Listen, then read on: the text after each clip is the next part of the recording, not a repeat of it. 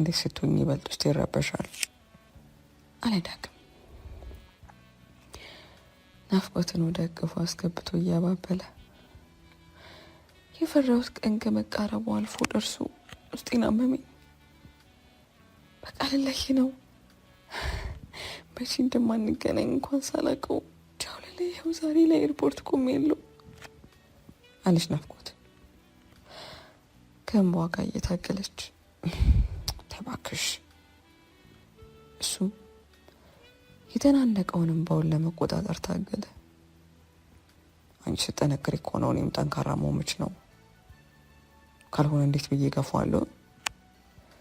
የራሱ ስሜት ለመቆጣጠር እየታገለ ናፍቆትን ለማረጋጋት ሞከረ።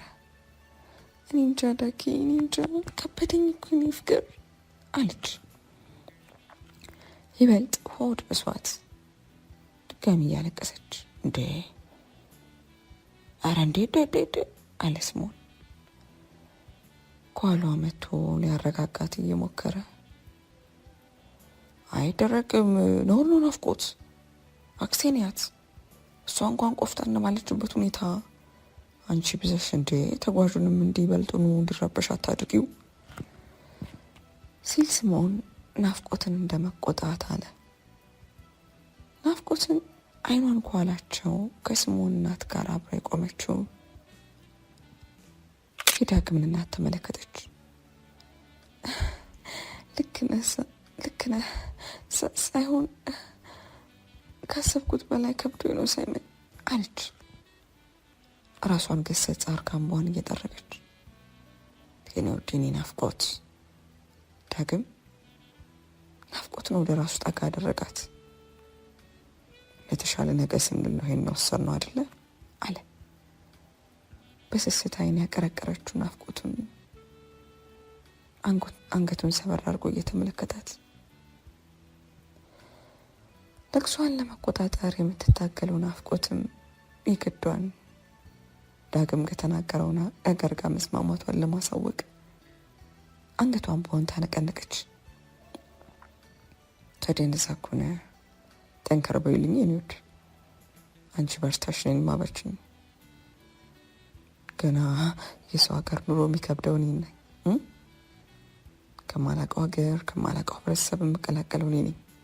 ስለዚህ እባክሽ ከሚጠብቀኝ አዲስ ነገር ከባድ ህይወት ይልቅ የሚያሳስበኝ አንቺን የማየ ነገር ነው። እናንተ ጠንከር ካላላችሁልኝ እኔ እንዴት ጠነክራለሁ ሲል ሊያጽናናት ሞከረ። እሺ እኔ ውድ በቃ ተዋለሁ እሺ አለች ናፍቆት እንባዋን እየጠራረገች። ዳግም የተናገራት የተማጽኖ ቃላት ውስጧን ቆንጠጥ አደረጋት። ጎሽ እንዲህ ነው እንጂ ሲል ስምዖንም በናፍቆት ፈጣን ተግባር እፎይታ ተሰምቶት ፈገግ አለ። ሰመን አለ ዳግም ሳቅ እያለ። ወንድሜ አለ። አደራ እንግዲህ ወንድሜ አደራ አደራ አለ ዳግም በቁመት ትንሽ በለጥ የሚለውን ያክስቱን ልጅ ስምዖንን ቀና ብሎ በአደራ አይን እየተመለከተው። አታስብ ወንድሜ፣ አንተ ብቻ በሰላም ግባ። እዛም ቢሆን እነ ብሩክ ይቀበለዋል። ምንም ሀሳብ አይግባ። እዚህ ያለውን ነገር ደግሞ ለእኔ ተው አታስብ ሲል ፈገግ ብሎ ተናገረው። አመሰግናለሁ ወንድሜ። እችን አልቃሻ አደራ ታዲያ ፈገግ ብሎ የናፍቆትን ጉን በቀል ቆንጠጥ አደረጋት። ማየንም አለ ሳያስበውን ባውክጥም እያለ አደራችሁን እናቴ ለሁለታችሁ አደራ ብዬ የሚሄደው ሲያማ ሲከፋ ሲቸግራት ካጠገቧ እንዳታጥፉ እሺ አለ። ስለሱ ምንም ሀሳብ አይግባ ዳጊ አለች ናፍቆት በተሯ ቆፍጠን ብላ ዳግምን የአእምሮ እረፍት ልትሰጠው በማሰብ እሺ እንግዲህ መልካም በቃ ወደ ውስጥ ልግባ አለ ዳግም። ለቼኪንግ ያለው ታይም ብዙ ደቂቃ ቢሆንም ከቤተሰቦቹ ፊት ረዘም ያለ ስንብት ማድረጉ ካሰበ በላይ ሆዱን እያባባውና ውስጡን እየረበሸው እንደሆነ ስለገባው ነበር ለመሰናበት የወሰነው። እሺ ወንድሜ አለ በድጋሚ ስምዖን እጁን ዘርግቶ እየሰናበተው። በሰላም ግባ፣ ፈጣሪ ካንተ ጋር ይሁን ሲል መልካም ምኞቱን ከተል አደረገ። የኔ ቸሩ መድኃኒዓለም ካንተ ጋር ይሁን፣ እሺ እወድሃለሁ አለች ናፍቆት። እሺ ውዴ እኔም እወድሻለሁ አለ። ወደ እቅፍ አስገብቶ ጥብቅ አድርጎ ያዛት። እኔም እጅግ በጣም ነው የምወድህ አለች እሷ። እቅፍ ውስጥ እንዳለች ጥብቅ አድርጋ ያዘችው። ከእቅፉ ልቀቅ እንዳደረገችውም አጠገባቸው ያለውን ስምዖን ሆነ ከፊቱ ያሉትን የዳግምና የስምዖን እናት እንዲሁም ሌሎች ተጓዦችና ቤተሰቦችን እይታ ሳታፈር ከንፈሩን ግጥም አድርጋ ሳመችው። ስምዖንም የዳግምን የጉዞ ጋሪ ገፋ እያደረገ ፊቱን መለስ አድርጎ የሁለቱ ፍቅረኛሞች የራሳቸውን ጊዜ ለመስጠት ከለል አለ። ሁለቱም እንባቸውን አብሶ የመጨረሻ ስንብታቸውን ተቃቀፉ። ዳግም ከናፍቆት የነበረው የስምምነት ጊዜ በቂ መስሎ ባይታየውም መሄድ ስለነበረበት ብቻ ሳይፈልግ በግድ ከሚወዳት ከፍቅረኛው እቅፍ ተላቀቀ። ከፊቱ ፈቀቅ ብላ የነበረችውን በዋን በውሸት ሳቋ እየደበቀች ወዳለችው እናቱ ደግሞ ጠጋ አለ። አንበሳ የኔ ልጅ አለች ገና ወደ እሷ ዘንድ ቀረብ ሲል። ማዬ መልካሙን ሁሉ ነው የምመኝልህ ልጄ፣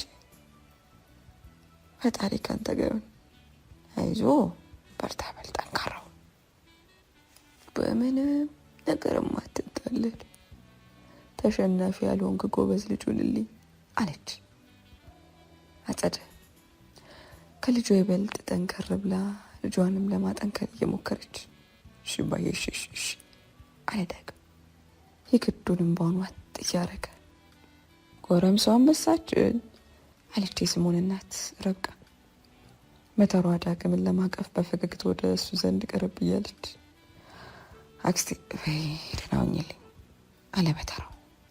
እሱም ረብቃን እያቀፈ ደህና ሁን የኔ ጀግና፣ አታስብ፣ እኛ ሁሌም ከጎን ነን፣ የሚያስፈልገን ነገር አቅማችን በፈቀደ ሁኔታ እናደርጋለን። እኔም የምተማመንብሽ አክስቴ መሆንሽን ታውቂያለሽ አለ እሱም ፈገግ ብሎ እየተመለከታት። የማየን የናፍቆትን ነገር አደራ አድራይም ባንቺና በሳይመን ላይ ነው የጣልኩት ሲል አይኑን ላፍታ መለስ አድርጎ በስስት ናፍቆትና እናቱን ተመለከተ። ምንም አታስብ፣ ከፈጣሪ ቀጥሎ አጠገባችን ያለለው እኛ ነን እሺ አለች ፈገግ ብላ ትከሻውን መታ መታ እያደረገች። በል አሁን አስሬም ቻው መባባሉ ጥሩ አይደለም፣ ሂድ መልካም ከመንገድ ግባ ሂድ አለች። ወዲያው ዳግምን ለመሸኘት እያስቻኮለች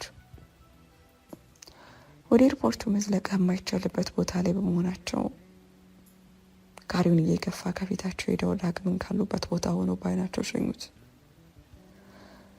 ናፍቆት ዳግም እርምጃውን እንደገፋ የእሷን እንባ ይበልጡን መግፋቱን ቀጠለ፣ መኩረፉን ቀጠለ።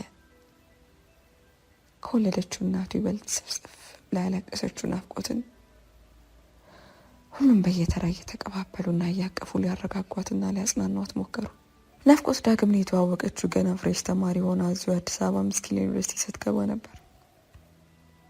ዳግም በባህሪው ከሰው ጋር ተግባቢና ፈጣን ነው። ዳግምና ስምዖን የ5ኛ ዓመት የኢንጂነሪንግ ተማሪ ነበሩ።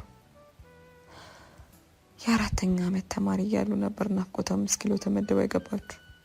ሆኖም በዛ ሰፊ መማሪያ ግቢ እንዲሁም ስንት ሺህ ተማሪን የሚያስተናግድበት ግቢ ውስጥ ካለ ዲፓርትመንታቸው ሁለቱ መታወቅ አስገራሚ ነበር።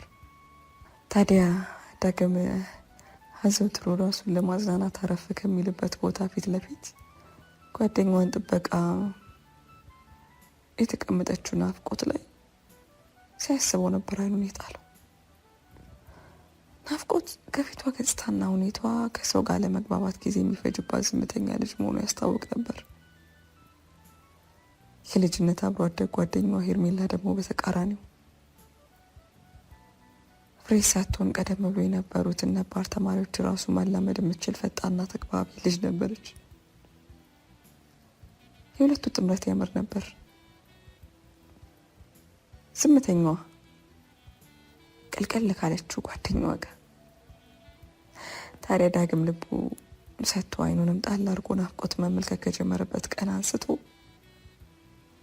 ናፍቆት ሄርሜላ ስትኖር ብቻ ፈገግ እንደምትችልና መጫወት እንደምታበዛ ተገንዝቧል። ሄርሜላ ምንም እንኳን ናፍቆትን ብትወዳትና ከአጠገቧ ባትለያትም ናፍቆት በሌለችበት ሰዓት ከሌላው ጋር ተመሳስሎ መቆየት የሚቸግራት አይነት ሰው አልነበረችም። በተቃራኒው ደግሞ ናፍቆት ሄርሜላ ከሌለች ሳር ቅጠሉ አላፊዋ አግዳሚ የሚተናኮላት ይመስል ፊት ነስታና ብቸኛ ሆና መቀመጥን የምትመርጥ ነበረች። ታዲያ የሆኑ ሳምንታቶች ለዳግም በር ከፈቱለት።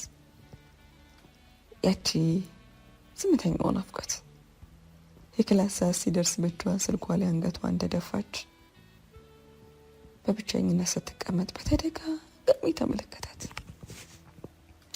ከሩቅ ድምጿ የሚሰማው ጓደኛዋም እንደሌላ ጊዜ አጠገቧ እንደሌለች አስተዋለ።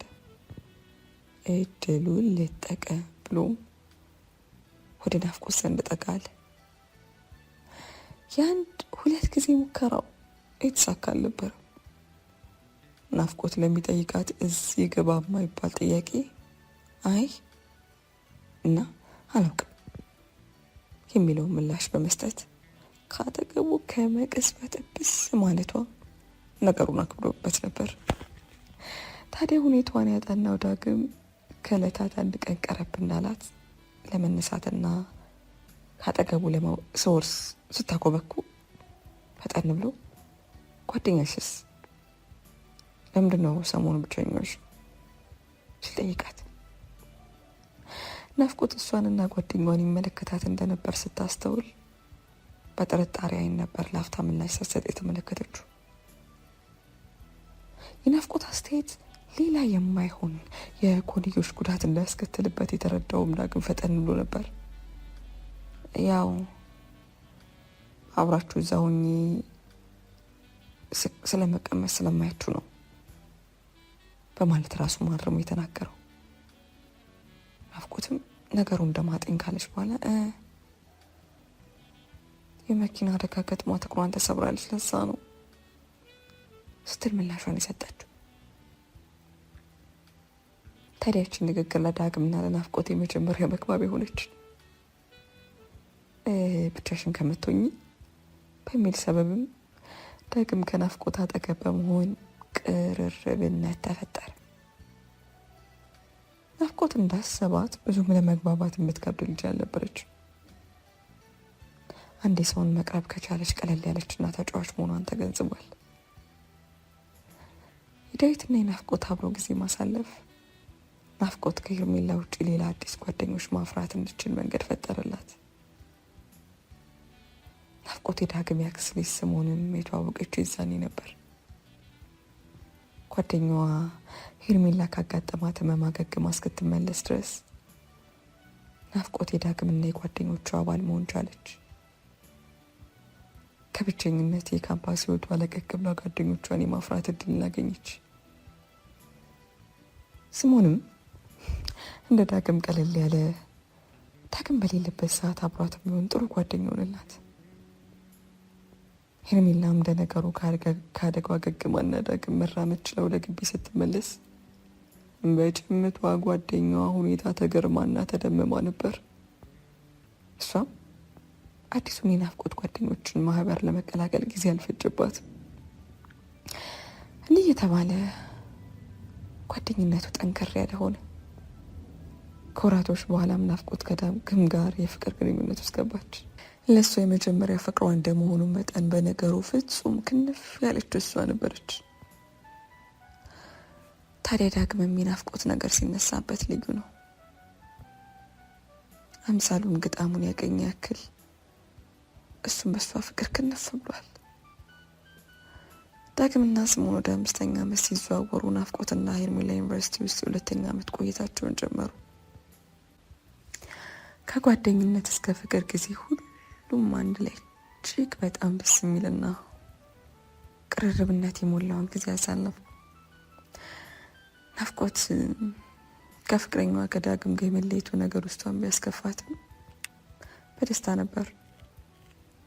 አላማሽ ጓደኞቿን ከሄርሜላ ጋር በመሆን ድል ባለ ሁኔታ ያስመረቀቻቸው። ዳግም እንደ ነገሩ ከተመረቀ በኋላ እዚህ ምሳም እያለ ያገኘውን ስራ መስራት ጀምሯል። ናፍቆትም ከዳግም ጋር ያላት ነገር ጠንከር ያለና የወደፊት ስንቅን የሰነቀ ነገር እንደመሆኑ መጠን እሷም የስራ ዓለሙን እስክትቀላቀል ድረስ ጠንከር ብላ መማሯን ቀጥላለች። ስምዖን ከነዳግም ቤተሰብ ሻል ያለና የራሱን አነስ ያለ ነገር ማቋቋም የሚችል መነሻ ስለነበረው እሱም በራሱ ለመሯሯጥ ጊዜ አልፈጀበትም። እንደ ነገሩ በትምህርትና በስራ ዓለም አመታቶች ተቆጠሩ። ከ3 አመት ቆይታ በኋላ ነበር ናፍቆት የ5ኛ አመት ተማሪና በቅርቡ ምሩቅ ስትሆን ዳግም በስራ አማካኝነት የ6 ወር ቆይታ ያለው የአሜሪካ ቪዛ ማግኘት ይቻሉ። ጅማሬው ደስታ የሞላበትና ጉጉት ያደረበት ነገር ነበር። ሆኖም ወሬው በተሰማና በተዳረሰ መጠን ዳግም ጆሮ ዘንድ የተለያዩ ሀሳቦች ይፈልሱ ጀመር። ኑሮን ለማቅናትና አዲስ ህይወትን ለመምራት ከፍተኛ ጉጉት ቀደም ብሎ የነበረው ዳግም በሀሳቡ ወደ መስማማት ደረጃ ተቃረበ። ሆኖም የዚህ ሀሳብ ዋነኛ አፍራሽ የነበረችው ናፍቆት ነበረች። ተምራ የለፋችበትን ተመረቃና ስራ ይዛ የነገ ህይወታቸው የነገ ተስፋቸው ጎጇቸውን እንቀልሳለን ባለችበት ወቅት ነበር። ሆኖም የዚህ ሀሳብ ዋነኛ አፍራሽ የነበረችው ናፍቆት ነበረች። ተመረቃና ስራ ይዛ የነገ ህይወታቸውን የነገ ተስፋቸውን ጎጇቸውን እንቀልሳለን ባለችበት ወቅት ነበር ዳግም ለአጭር ጊዜ የሚኖረውን የአሜሪካ ቆይታውን ሊቀይር እንዳሰበ ያጫወታት። ነገሩ ለናፍቆት ዱብዳ ነበር፣ ከስሯም አይጠፋው። በሙዚቃ እንደተባለው ሲሄዱም አንድ ላይ ሲመጡም አንድ ላይ አንዱን ብቻ እንዳለ እንደተባለው ተግባራቸው ሁሉ አንድ ላይ የነበረው ዳግምና ናፍቆት አብሮነታቸው ገደል የሚገባ ያክል መስሎ ተሰማት።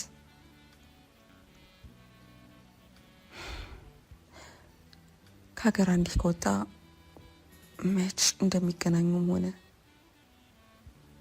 አብሮ መኖር እንደሚቀጥሉ ሳታውቀው የልጅነት ፍቅሯን ከእጇ ፈልቅቃ መተው የማይሆን ነገርና የሞት ያክል ሆኖ ተሰማት። ይህን ሀሳብ አቅርቦና የዳግምን ጭንቅላት ጠምዝዞ ዳግም ሰው እንዲቆይ የመከረውን ሰው በእርግማንና በውርጅብኝ ሁሌም አእምሮ ውስጥ እያመላለሰች ማሳበብ ስራዋ ሆኖ አረፈው። ዳግም በብዙ ተማጽኖና በብዙ አሳማኝነት ናፍቆት ወደ ሀሳቡን ልትንሸራሸር ገፋፋት። የዳግም ወደ አሜሪካ ሄዶ አሳይለም መጠየቅና እዛው ሀገር የቆም እስረኛ ሆኖ መኖር ምንም ቢከብዳትም በብዙ ከፊት በነገሩ እንድትስማማና ነገሩን አሚን ብላ እንድትቀበል አደረጋት። ለናፍቆት ውሳኔ እጅግ ከባድ ነበር።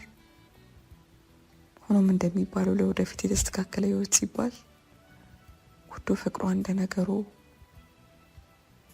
ከእቅፉ ውስጥ ለመልቀቅ ወሰነች። ለናፍቆት ውሳኔ እጅጉን ከባድ ነበር።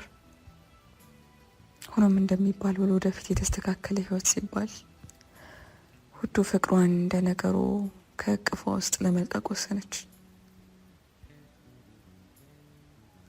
እሺ ቆንጂት እንዴት አለሽልኝ? ዳንች አለች ሄርሜላ በስልኩ ሳቅ እያለች። ደህና ነኝ፣ እንዴት ነሽ አለች ናፍቆት በረሽሙ ተንፍሳ።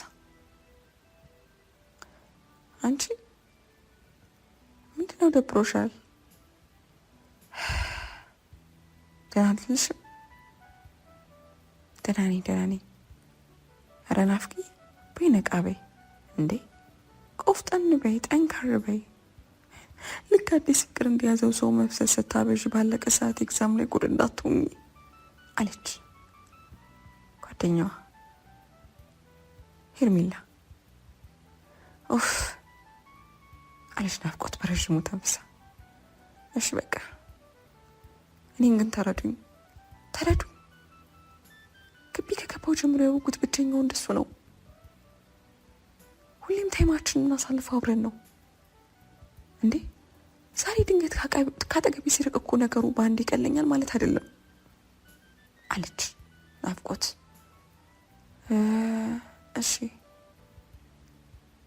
እሺ በቃ ትችዋለሁ። አዎ ተይኝ እንዴ። አድቤ ረፊ እያላችሁ ዝም ብላችሁ ልታጽናኑኝ አትሞክሩ በስጨት አለች። እኛ ሳይገባን ቀርቶ ነው ልጅት አለች ሄርሜላ። ቢሆንም አበዛችሁታ እናንተ። ኧረ ተይ፣ የሄደበትን ምክንያት አስቢ። ደግሞ ለተሻለ ኑሮ ለወደፊት ለተስተካከለና ለተቃና ነገር ነው። እሱ በደወለ ቁጥር ፊትሽን ኮፍሰሽ ደብሮሽና እያለቀስ ሲመለከትሽ ምን ሊሰማው እንደሚችል ታውቆሻል። ግን ይምር ናፍቂ ስትል ጠየቀች። ናፍቆት ምላሽ አልሰጠችም ነበር። ከባድ እኮ ነው እሱ ነው። እሱ ሄደበት ቦታ ቤተሰብ የለ፣ ጓደኛ የለ፣ እናት የለ፣ ፍቅረኛ የለ። ከእሱ ጎን ያለው ጥንካሬ ብቻ ነው። ስለዚህ ረፊ በቃ ይገባኛል፣ ይደብራል፣ ትናፍቂያለሽ። ግን አንቺም እዚሁ በትምህርትሽ በሌላ ነገር ስትፍጨረጨሪ ማየቱ ለእሱ ሌላ ጥንካሬ ነው የሚሰጠው አለች ናፍቆት። ሄርሜላ የተናገረቻት ነገር ውስጧ ሰርጾ ገባ። ትክክለኛውን መልእክት እንዳስተላለፈችላት ስትረዳ በዝምታ ነገሩን አጤነች። ልክ ነሽ ሄርሚሽ አለች ከፍታ ዝምታ በኋላ። ናፍቆት የተግባር ሰው ነበረች። ነገሮችን በተግባር ለማሳየት ጊዜ የሚፈጅባት አይነት ልጅ አልነበረች። ሰው ቆንጠጥ ቆጣ እንደዛ ካለባት በተለይ ነገሮችን በውጥኑ ለማድረግ ከራሷ ጋር በፍጥነት ትግል ውስጥ የምትገባ አይነት ልጅ ነበረች። እነ ናፍቆት አንድ ሴሚስተር በቀራቸው ወቅት ላይ ነበር የኮቪድ-19 በሽታ ወደ ሀገራችን ኢትዮጵያ የገባው። የዳግም አለመኖር፣ የነገሮች መገለባበጥ፣ የሀገሪቱ ሁኔታዎች አለመመቻቸት የብዙዎችን የስራ የትምህርትና የአኗኗር ዘይቤ ቀየረ ያለም ጉድ ነበር። እንደ ነገሩ የናፍቆት ትምህርት ከብዙ የዝምታና የቤት ማሳለፍ ጊዜያቶች በኋላ በድጋሚ ወደ መመረቂያ ጽሑፋቸውን ወደ ማዘጋጀት ደረጃ ተጠጋ። ምንም እንኳን የመጨረሻውና የመመረቂያ ዓመት ካለ ዳግም ከበድ ቢላትም በጓደኞቿ አጋዥና ጥረት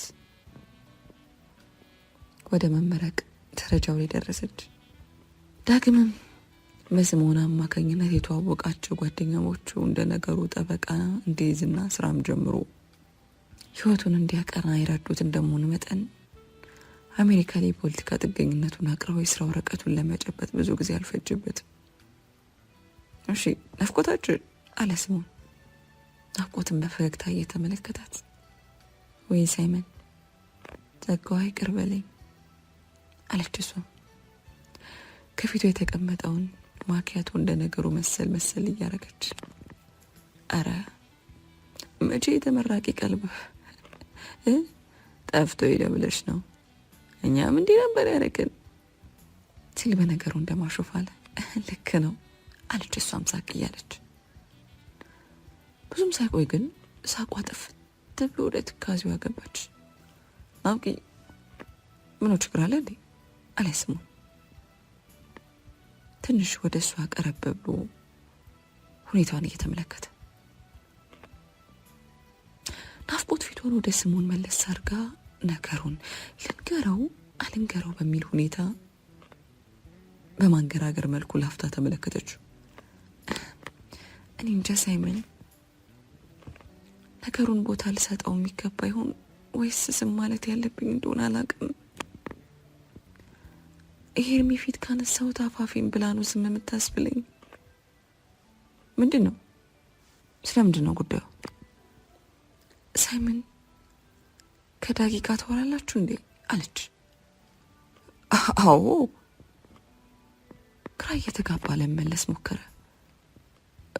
ማለት ትንሽ ቆይተናል፣ ግን በቴክስት እናወራለን።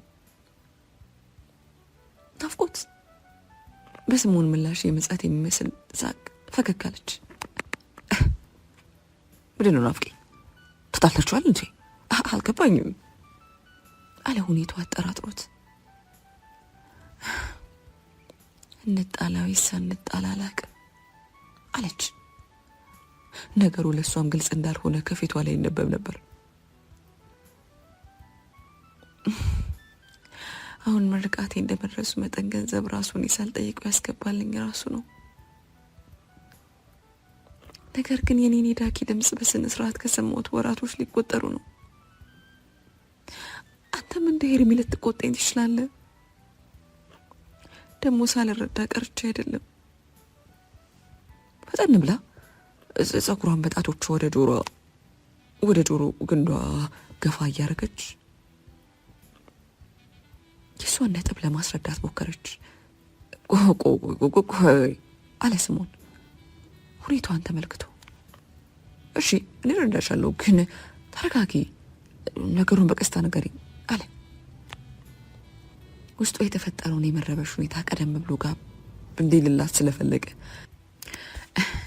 እሺ አለች። እሷም ቁርጥ ያለውን ትንፋሿን በኃይል ወደ ውጭ አስወጥታ ራሷን እያረጋጋች፣ ሳይመን እኔ ነገሩን እያካበድ ከሆነ ንገረኝ፣ ራሴን ቆንጠጥ ላድርግ፣ ግን ዳጊ ተቀይሮብኛል። በቪዲዮ ስልክ ካላወራሽኝ እያለ የሚያስጨንቀኝ ሰው ዛሬ ላይ ፊቴን ማየቱ እንኳን አይፈልግም። ከሆነ የሚፈልገው በስልክ ብቻ ሌላው ደህና ነሽ ብሎ መዝጋት ነው አለኩ አለች። ሳታስበው አይኗ በእንባ ግጥም ብሏል። በመካከላችን ክፍተት ለምን እንፈጥራለን የሚለው ነገር ስላስጨነቀኝ እንጂ ሌላ ነገር አይደለም። ስራ ላይ እየረበሽኩትም ከሆነ እረዳዋለሁ፣ ድርጊቴን አቆማለሁ። ነገር ግን ከሱ እንዲህ ነው የሚል ፍጹም ምላሽ እንኳን አይሰጠኝም። ድምፁ ተቀይሯል። ድምፁን ስሰማ ውስጤ ጮቤ የሚረግጥ የነበረው አሁን ላይ ገና ሄሎ ሲለኝ ውስጤን ፍርሃት ይወረዋል። የሆነ የሚሸክክ ስሜት ውስጥ ይረብሸኛል አለች ትከሻዋን ሰበቅ እያደረገች። በጥሞና ሲያደምጣት የነበረው ስሞን አይኑን ወደ ሌላ ቦታ ላክ አድርጎ ነገሩን እንደማጤን አለ። እሺ ናፍቄ፣ ምናልባት እንዳልሽው ቢዚ ሆኖ ስራዎች፣ ነገሮች ተደራርበውበት ወይ ሲደብረው ሊሆን ይችላል። ውጭ ያለ ሰው ምን እያሳለፈ እንደሆነ እኮ እዚህ ሆነን መረዳት አንችልም አለ። ናፍቆት ነገሩ እሷን ብቻ እንዳሳሰባትና ማንም ሊረዳት እንደማይችል ስትገነዘብ ጊዜ ክፍት አላት። ነገር ግን አለ ስሙንም የፊቷን ገጽታ ሲመለከት ፈጠን ብሎ፣ አንቺ ካለምንም ምክንያቱን ነገር አሳሳቢ መስሎ ካልታየሽ በስተቀር ለሰው አታካፊም። ስለዚህ በአንቺ ሳይድ ነገሩን ልክ ሊሆን ይችላል። ስለዚህ እኔ ዛሬ ቤት ደውዬ ስገባ አወራዋለሁ እሺ አለ ስምዖን። ፈገግ ብሎ ናፍቆትን ሊያረጋጋት ሞከረ። ሳይ በጣም ነው የማመሰግነው፣ በጣም ጨንቆኝ ነበር። በአሁኑ ብር አስገብቼልሻል ለምርቃትሽ ለአንዳንድ ነገር ይሆናል የሚለውን መልእክቱን ሳይው በጣም ነበር የተበሳጨሁት። ገንዘቡ ሳይሆን አለሁልሽ የሚለው ቃሉ ነበር ያስፈልገኝ። ለራሱ 2 ቦታ እየሰራ ማኪንም እየደገፈ ነው። እዚህ ሆኜ እሱ እየለፋ የሚልከውን ብር ቁጭ ብዬ የማይ አይነት ሰው አድርጎ እንዲያስበኝ አልፈልግም። አታስቢ፣ እንደዛ እንኳን አይሆንም። በእርግጠኝነት ስራው ሌላም ጭንቀቶች ተደራርበውበት ነው። ታዲያ ይህ ሁኔታ አንቺ እንዳያስጨንቅሽ ስለሚፈራ በዝምታ ትንሽ መሸሽ መርጦ ይሆናል። እሺ እንግዲህ አለች።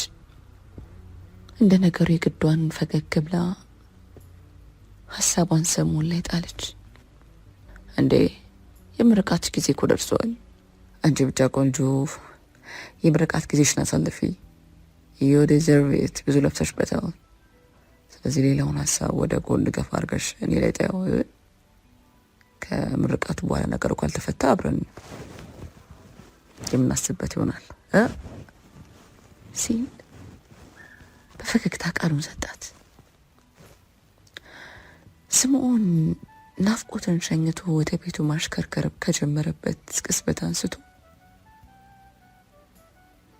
አእምሮ ናፍቆት ያለችውን ነገሮች ደጋግሞ ማብሰልሰሉን ተያዘው። በቅርቡ ማህበራዊ ገጾች ላይ ፎቶዎቿን ሲለቅ የነበረው ዳጊ ለምን ናፍቆት ላይ ድምፁን ማጥፋት እንደፈለገ ለሱም ጥያቄ እንጫረበት። ምንም እንኳን እናት ብትሆንም እናቱን በስልክ አውርቶ ደህንነቱን የሚገልጽ ልጅ ዛሬ ላይ ውድ ፍቅረኛው የሱን ናፍቆት ከናካቴው እንዲረሳ ወይም እንዲያዘነጋ ያደረገው ሚስጥርም እንደሆነ ለሱም ግራ ገብቶታል። ሆኖ ደጉን በማሰብ በሚል ሁኔታ ስምዖንም ለራሱ ጭንቅላቱ ላይ የፈጠረውን ጥያቄዎች ራሱን በመቆጣት ከሸሽ አርጎ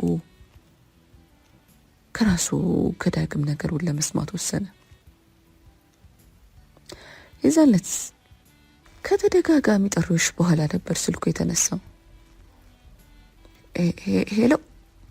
ሄሎ የዳግም ምስል እንደነገሩ እየተቆራረጠ ነበር። ጫጫታና ሁካታ ያለበት ቦታ ላይ ያለ ይመስላል። ስምዖን ለሰላምታ ያዘጋጀውን ፈገግታ በትንሹ ደብዘዝ እንደማለት ብሎ የዳግምን ምስል በአይኑ ለማጣራት ሞከረ። ሰውየው እንዴት አለ? እንደምን እባክህ አንዴ ማጠብቀኝ ሲል ዳግም ከነበረበት ጫጫታ ራቅ ለማለት ወጣ እያለ መለሰ። እሺ እባክህ አለ ዳግም ወደ ውጭ ወጣ ብሎ ወንበሩ ላይ አረፍ እያለ። ጠፋ እኮ በሰላም ነው አለ ስምዖን ሁኔታዎቹ እንደ መርማሪ በውሸት ፈገግታ ሸፍኖ ነገሮችን ለማጣራት የተጣደፈ በሚመስል ሁኔታ። አይኖ አለ በሚቆራረጠው ኔትወርኩ እንደምንም ድምፁን እያሰማ። ያው ቢዚ ሆኜ እኮ ነው አለ ዳግም። አይ ጥሩ ዋናው መሯሯጡ ነው። ስራ እንዴት ነው ታዲያ? አሁን ስራ ላይ ከሆንክ ሌላ ጊዜ ልናወራ እንችላለን። ኖ አለ ዳግም ፈጠን ብሎ። ማውራት እንችላለን፣ ከጓደኞቼ ጋር ችላ ማድረግ ወተን ነው። በዛውም አንዳንድ ስራ የሚጠቅሙኝ ሰዎች ለመታወቅ ያክል አለ ዳግም። ከሁኔታው አንድ ሁለቴ ፎት ያለ መሆኑን ያሳወቅበት ነበር። ጥሩ አለ ስምዖን ከአንገት በላይ በሆነ ሁኔታ። ከናፍቂ ጋር ስትገናኛላችሁ አለ ዳር ካለ በኋላ ጥያቄውን ለማስከተል ያክል። አዎ ከናፍቂ ጋር እናወራለን፣ ምርቃቱ ደርሷል። ያው አለህላት እኮ አንተ ማለት ሲል ነገሩን ቀለል አድርጎ ምላሽ ሰጠው። ትመጣለህ የሚል የአንዲት የውጭ ሀገር ዜጋ ድምፅ ከውስጥ ተሰማ። ዳግም ትንሽ ደንገጥ እንደማለት ብሎ በምስል ጥሪ ውስጥ ከመቅጽበት ብቅ ያለችዋን ሴት ከለላ አደረጋት። አዎ መጣሁ፣ ወዲህ ምን እያወራሁ ስለሆነ ነው ከሀገር ቤት ሲል በሚርበተበት መልኩ ምላሹን ሰጣት። ነገሩን በጥሞና እየተከታተለ ያለው ስምዖን ውስጡ ከደመሉ ከተፈጠሩ ጥያቄዎች ጋር ነገሮቹ ይጋጩበት ጀመር። የውጭ ሀገር ዜጋዋ ሽታዋን ገልጻ ዘንፈል ያለውን ጡቶቿን ከዳግም ትከሻ ላይ ካሳረፈች በኋላ አልፋ ሄደች። ስምዖን ምን ብሎ መጠየቅ እንዳለበት ግራ በተጋባ መልኩ በዝምታ ዳግምን ተመለከተው። የዳግምም ዝምታ ምላሽ የሌለው ይመስል ነበር። እኔ እኮ ጓደኛ ስትለኝና ብሩክ መስሎኝ ነበር አለ። አይ እነዚህ አዲስ ጓደኞቼ ናቸው። በአዲሱ ሮሜቲ አማካኝነት ነው የተግባቧቸው። አሪፍ ሰዎች ናቸው አለ ጭንቅላቱ እንደማሻሸት እያለ። ዳግም አንዳች ወንጀል እንደፈጸመ ሰው የስምዖንን ዓይን ፊት ለፊት መመልከት የከበደው ይመስላል። አይ ጥሩ፣ ራስን ጠብቅ ለማንኛውም አለ ስምዖን። አንዳች ነገር ውስጡን ሲረብሸው ተሰማው። ልክ ናፍቆት እንዳለችው እንዳስረዳቸው አይነት ስሜት። ሌላ ግን ችግር የለም አይደል አጊ አለ። ለመጨረሻ ጊዜ አብሮ አደግ ወንድሙ የአክስቴ ልጅ የሚለው የዳግምን ደህንነት ሊያረጋግጥ ፈልጎ እኔ ደህና ነኝ፣ ምንድነው እንደዚህ የምትጠይቀኝ? ከቅድም ጀምሮ እንደዚህ አይነት አይን የምትመለከተኝ ምንድን ነው ሲል ዳግም ደርሶ ቆጣ ሊል ፈለገ። ምንም የወንድሜን ደህንነት መጠየቅ የሚያስጠይቀኝ ነገር ነው እንዴ? የሆነ ወጣ ያለ ነገር ከተመለከትኩ የመጠየቅ መብት ያለ ይመስሉኝ ስለተሰማኝ ነው። ገባ ሲል ስምዖንም በተራው ቆጣና ኮስተር ብሎ ምላሹን ሰጠ። ከሁሉ ነገር በላይ በአንተ መጥፋት እየተጨነቀች ያለችው ናፍቆት እንደሆነች ተረድተሃል ሲልም ሊያወራ የፈለገውን ነገር በስሜት ተገፋፍቶ ተናገረ። እሷን ተዋት፣ ነገሮችን አክብዳና አግዝፋ መመልከት ትወዳለች። አስሬ መደወል ወይም ማውራት አለብኝ እንዴ ከሷ ጋር አለ በጥድፊያ። ዳግም እያልክ ነው? እኔ እኮ እሱ ያለችኝን ወይም ያስጨነቃትን ነገር ገና አልተናገርኩም አለ ስምዖን። የስምዖንና የዳግም የመጨረሻ ንግግር ይሄ ነበር። እዚህ መሀል ናፍቆት ድል ለባለ ድግስ ተመረቀች። ከአጠገቡ ያልተለዩት ሄርሜላና ስምዖን ሁለቱ ብቻ ነበሩ። ናፍቆትን ብዛም የሚዲያ ሰው አይደለች። ታዲያ ይሄ ባህሪዋና ፍላጎቷ የውድ ፍቅረኛዋን ተግባሮች ተመልክታ ከመብሰልሰል ጋርዷት ነበር። ይህ ጸባያን የሚያውቀው ዳግም በማን አለብኝነት ነበር የተለያዩ እንቅስቃሴዎችን በፎቶ በሶሻል ሚዲያ ላይ ያጋራ ነበረው። ይህ ድርጊቱ ያስቆጣቸው ስምዖንና ሄርሜላ ነገሩን ከናፍቆት ደበቅ ቢያደርጉም ችግሩ ከሱ ጋር ለመፍታት ሙከራቸው እንደቀጠሉ ሆኖ ሳለ ነገር ግን ከአቅማቸው በላይ ሆኖ አረፈው። አሜሪካ የሚገኙት የስምዖን ጓደኞች በሕይወት እንዳለ ወጥቶ እንደሚገባ ቢያረጋግጡም ራሱን ገለል እንዳደረገ ከነሱ ተነገራቸው። ናፍቆትም ከጊዜ ጊዜ ሰውነቷ ከስቶና መንምኖ በሀሳብና በጭንቀት መቆሳቆል ጀመረች። ውጭ ሄድን ሰው ማመን ቀብሮ ነው የሚባለው ነገር እውን የሚሆን ያክል ሆኖ ተሰማት። በሰው የሰማችው ታሪክ በራሷ ተተግብሮ ተመለከተችው። ዳግምም እንቅስቃሴው በሂደት እንደ ጭላንጭል ብርሃን ብን እያለ ነበር ከእይቷና ከጆሮዋ የተሰወረው። የሄዱበት ነገር ባህር አቋርጠው የሚሄዱበት አይደል። እግሯ ከማይረግጥበት ምድር ፍቅሯን ሁሉ ነገሯን አውጥቶ የወረወሩባት ያክል መስሎ ተሰማት። በብዙ ጥረትና በስምዖን ፍለጋ ከብዙ የቤት መቀመጦች ወራቶች በኋላ ናፍቆት ወደ ስራው ዓለም መቀላቀል ቻለች። እንደ ነገሩ ለኪሷ የምትሆን ክፍያ ያላት ስራዋን ወጣ ገባ እንድትል ቢያስችላትም ለናፍቆት ግን ህልሟ ግቡ አልመታም። የቁም ቅዠቷን ጣዕም አልባ ህይወቷ እንደ ነገሩ እየገፋች የምትውልበት የምታርበት ህይወት ውስጥ ተዘፍቃን ያለችው ናፍቆት አብሯት የተማሩ አብሯት ተመርቀው አንድ እርምጃ ቀደም ያሏት ጓደኞቿን ስትመለከት በሀሳብ ትሄዳለች፣ ትነጉዳለች። ትናንት ማንም የሚቀናባት ጥልቅ ፍቅር የነበራት ዛሬ ብቻዋን ናት። የሰው አፍ መውጫ መግቢያ ሳጥቷታል። ህይወቷ ሲኦል ውስጥ የተዘፈቀ መስሏታል። አዎ ሆኖባታል። የሰው መዘባበቻ ከሆነች ሰነባብታለች። ሄሎ ናፍቂ ሄርሜላ ነበረች። በስልክ ውስጥ የድንጋጤና የእንባ ድምፅ እያሰማች የነበረችው። ሄርሚ ምንድን ነው? ምን ሆንሽ? አለች ናፍቆትም ከነበረችበት ትካዜ መለስ ብላ ለማልቀስ የቃጣትን ጓደኛዋን ድምፅ በድንጋጤ በስልክ ውስጥ እያደመጠች ስራ ቦታ ነሽ ወይ ስትል ሄርሜላ አሁንም በተረበሸ ድምፅ ጥያቄዋን ከተል አደረገች። አዎ ነኝ። ምንድን ነው? ምን ተፈጥሮ ነው? ምንድን ነው? ችግር አለ እንዴ? ሄርሜላ በሚንተባተብ ምላሷ ንግግሯን አስረግጣ መናገር ሳትችል አንዲት የናፍቆት ስራ ባልደረባ ወደ እሷ ዘንድ ቀረባለች።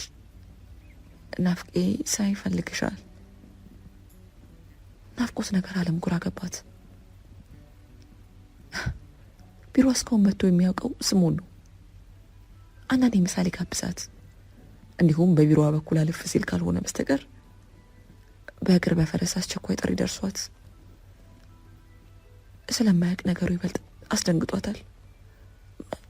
ማን ነው አለች የሚመታው ልቧን በእጇ ደገፍ አድርጋ። አይዞሽ አትደንግጪ፣ ጓደኛሽ ነው። ስሙ ስለጠፋብኝ ነው፣ ጥሪያኝ ብሎኝ ነው ስትል የስራ ባልደረባዋ ናፍቆት ሁኔታ መቀየርን ተመልክታ ረጋ ባለመልኩ ነገሩ ልታስረዳትና ከድንጋጤዋ መለስ ልታረጋት ሞከረች። ሳይመን ስትል ከስልክ ውስጥ እንዳለች የናፍቆትን ንግግር ያደመጠችው ሄርሜላ ጠየቀች። አዎ ሳይመን መጥቷል። ሄርሚ ምንድን ነው? አንቺስ ምን ሆነሻል? ቆይ ድምፅሽ ልክ አይደለም። ስለኔ ታስቢ፣ ደህና ነኝ። በቃ ከሱ ጋር አብራሽ ስትሆኑ ደውይልኝ እሺ? እነ ማምና ማይ ደህና ናቸው፣ አታስቢ። ናፍቆት ለምን እንደተፈለገሽ ባይገባትም ስልኳን እንደያዘች ወደታች ወረደች። ስምዖን ከመኪና ወርዶ ነበር የጠበቃት። ሳይ ምንድን ነው? አስደነገጥከኝ እኮ። የተፈጠረ ነገር አለ? ደህና ነን፣ ሁሉም ሰው ሰላም፣ ተረጋጊ። ብቻ አሁን እቃዎች ይዘሽ ነይ፣ መሄድ ያለብን ቦታ አለ። እሱም የራሱን ድንጋጤ ሸሸግ አድርጎ እናቴ ወይም እማኪ የሆኑት ነገር አለ እንዴ? ምንድን ነው? በፍጹም እሺ መጣው። ቆይ ናፍቆት ስሙን ባላት መሰረት ወደ ኋላ ተመለሰች። ወደታች እስኪወርድ ጊዜ አልሰጥ ያላትን አሳንሰር መጠበቁ ዓመታትን የሚፈጅባት ያክል መስሎ ተሰማት። የሚብረከረከው ሰውነቷ እንደ ማረጋጋት ብላ ደረጃውን በፍጥነት ሽቅብ መውጣት ጀመረች። ግን የስራ ክፍሏ እንደገባች ለአለቃዋ ፍቃድ ለመጠየቅ ቃላት ማውጣት ከመጀመሯ የስራ ባልደረባዋ ስለ ጉዳዩ ፍንጭ ያላት ትመስል ነበር። እንደ ነገሩ ፈገግ እያለች ምን ትችያለሽ፣ አታስቢ ስትል ፍቃዷን ሰጠቻት። ናፍቆት ውስጧን ይበልጥ ፍርሃት ወረሰው። ስምዖን ለምን እንደፈለጋት ይበልጥ ውስጧ ተጨነቀባት። በደህናው ሳይሆን የከፋ ነገር እንዳለ ውስጧ ታውቋታል። ናፍቆት እቃዎቿን ወደ ቦርሷ ሸክፋ እየተምዘገዘገች ወረደች። ቀደም ብሎ ወደታች እስኪወርድ መታገስ ያልቻለችው አሳንሰር በድጋሚ ካለችበት ወለል ላይ እስኪደርስ የመጠበቅ ትዕግስቱን አታ በሩጫ ወደታች ወረደች። ስምዖን ትታው የሄደችበት ቦታ ላይ እሷን እየተንጎራደደ እየጠበቃት ነበር። ግን አጠገቡ ከመድረሱ አንዳች መጥፎ ዜና የሚነግራት መስሏት ሰውነቷ ይንቀጠቀጥ ጀመር። ነገር ግን ስምዖን አንዳች ቃል ሳይተነፍስ የመኪናውን በር ከፈተላት። ናፍቆት ተመሳሳይ ጥያቄ መጠየቁ ትርጉም አልባ ስለመሰላት በስሜታ ወደ መኪናው ዘለቀች። ናፍቆት እጆቿ እየተንቀጠቀጡ ነበር። ወዴት እንደሚሄዱ አታውቅም።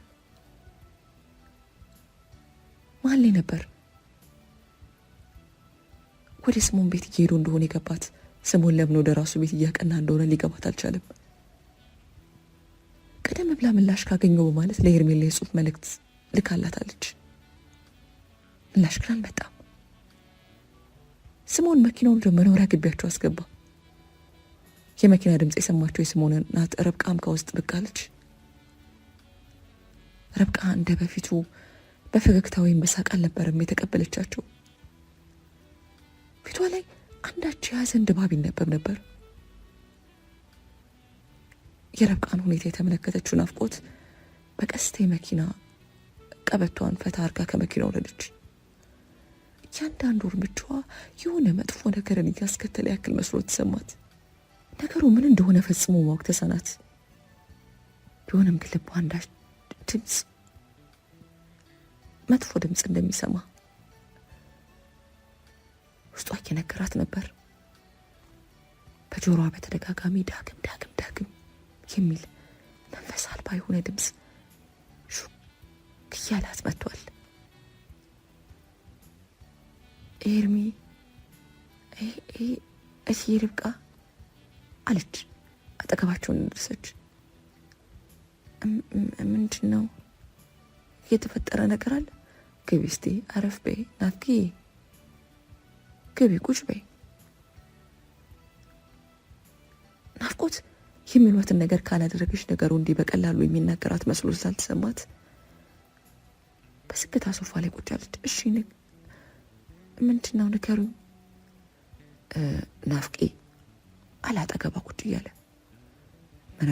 መረጋጋት አለብሽ መጀመሪያ።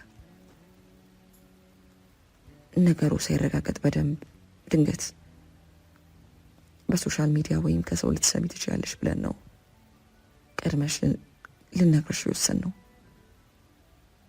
ነገሩ ሙሉ በሙሉ እርግጠኛ ባይሆንም አለ ስምዖን። ቀጥሎ ማውራት ያለበት ቃል ከብዶት ምን ናፍቅዬ፣ ይኸውልሽ ምን መሰለሽ፣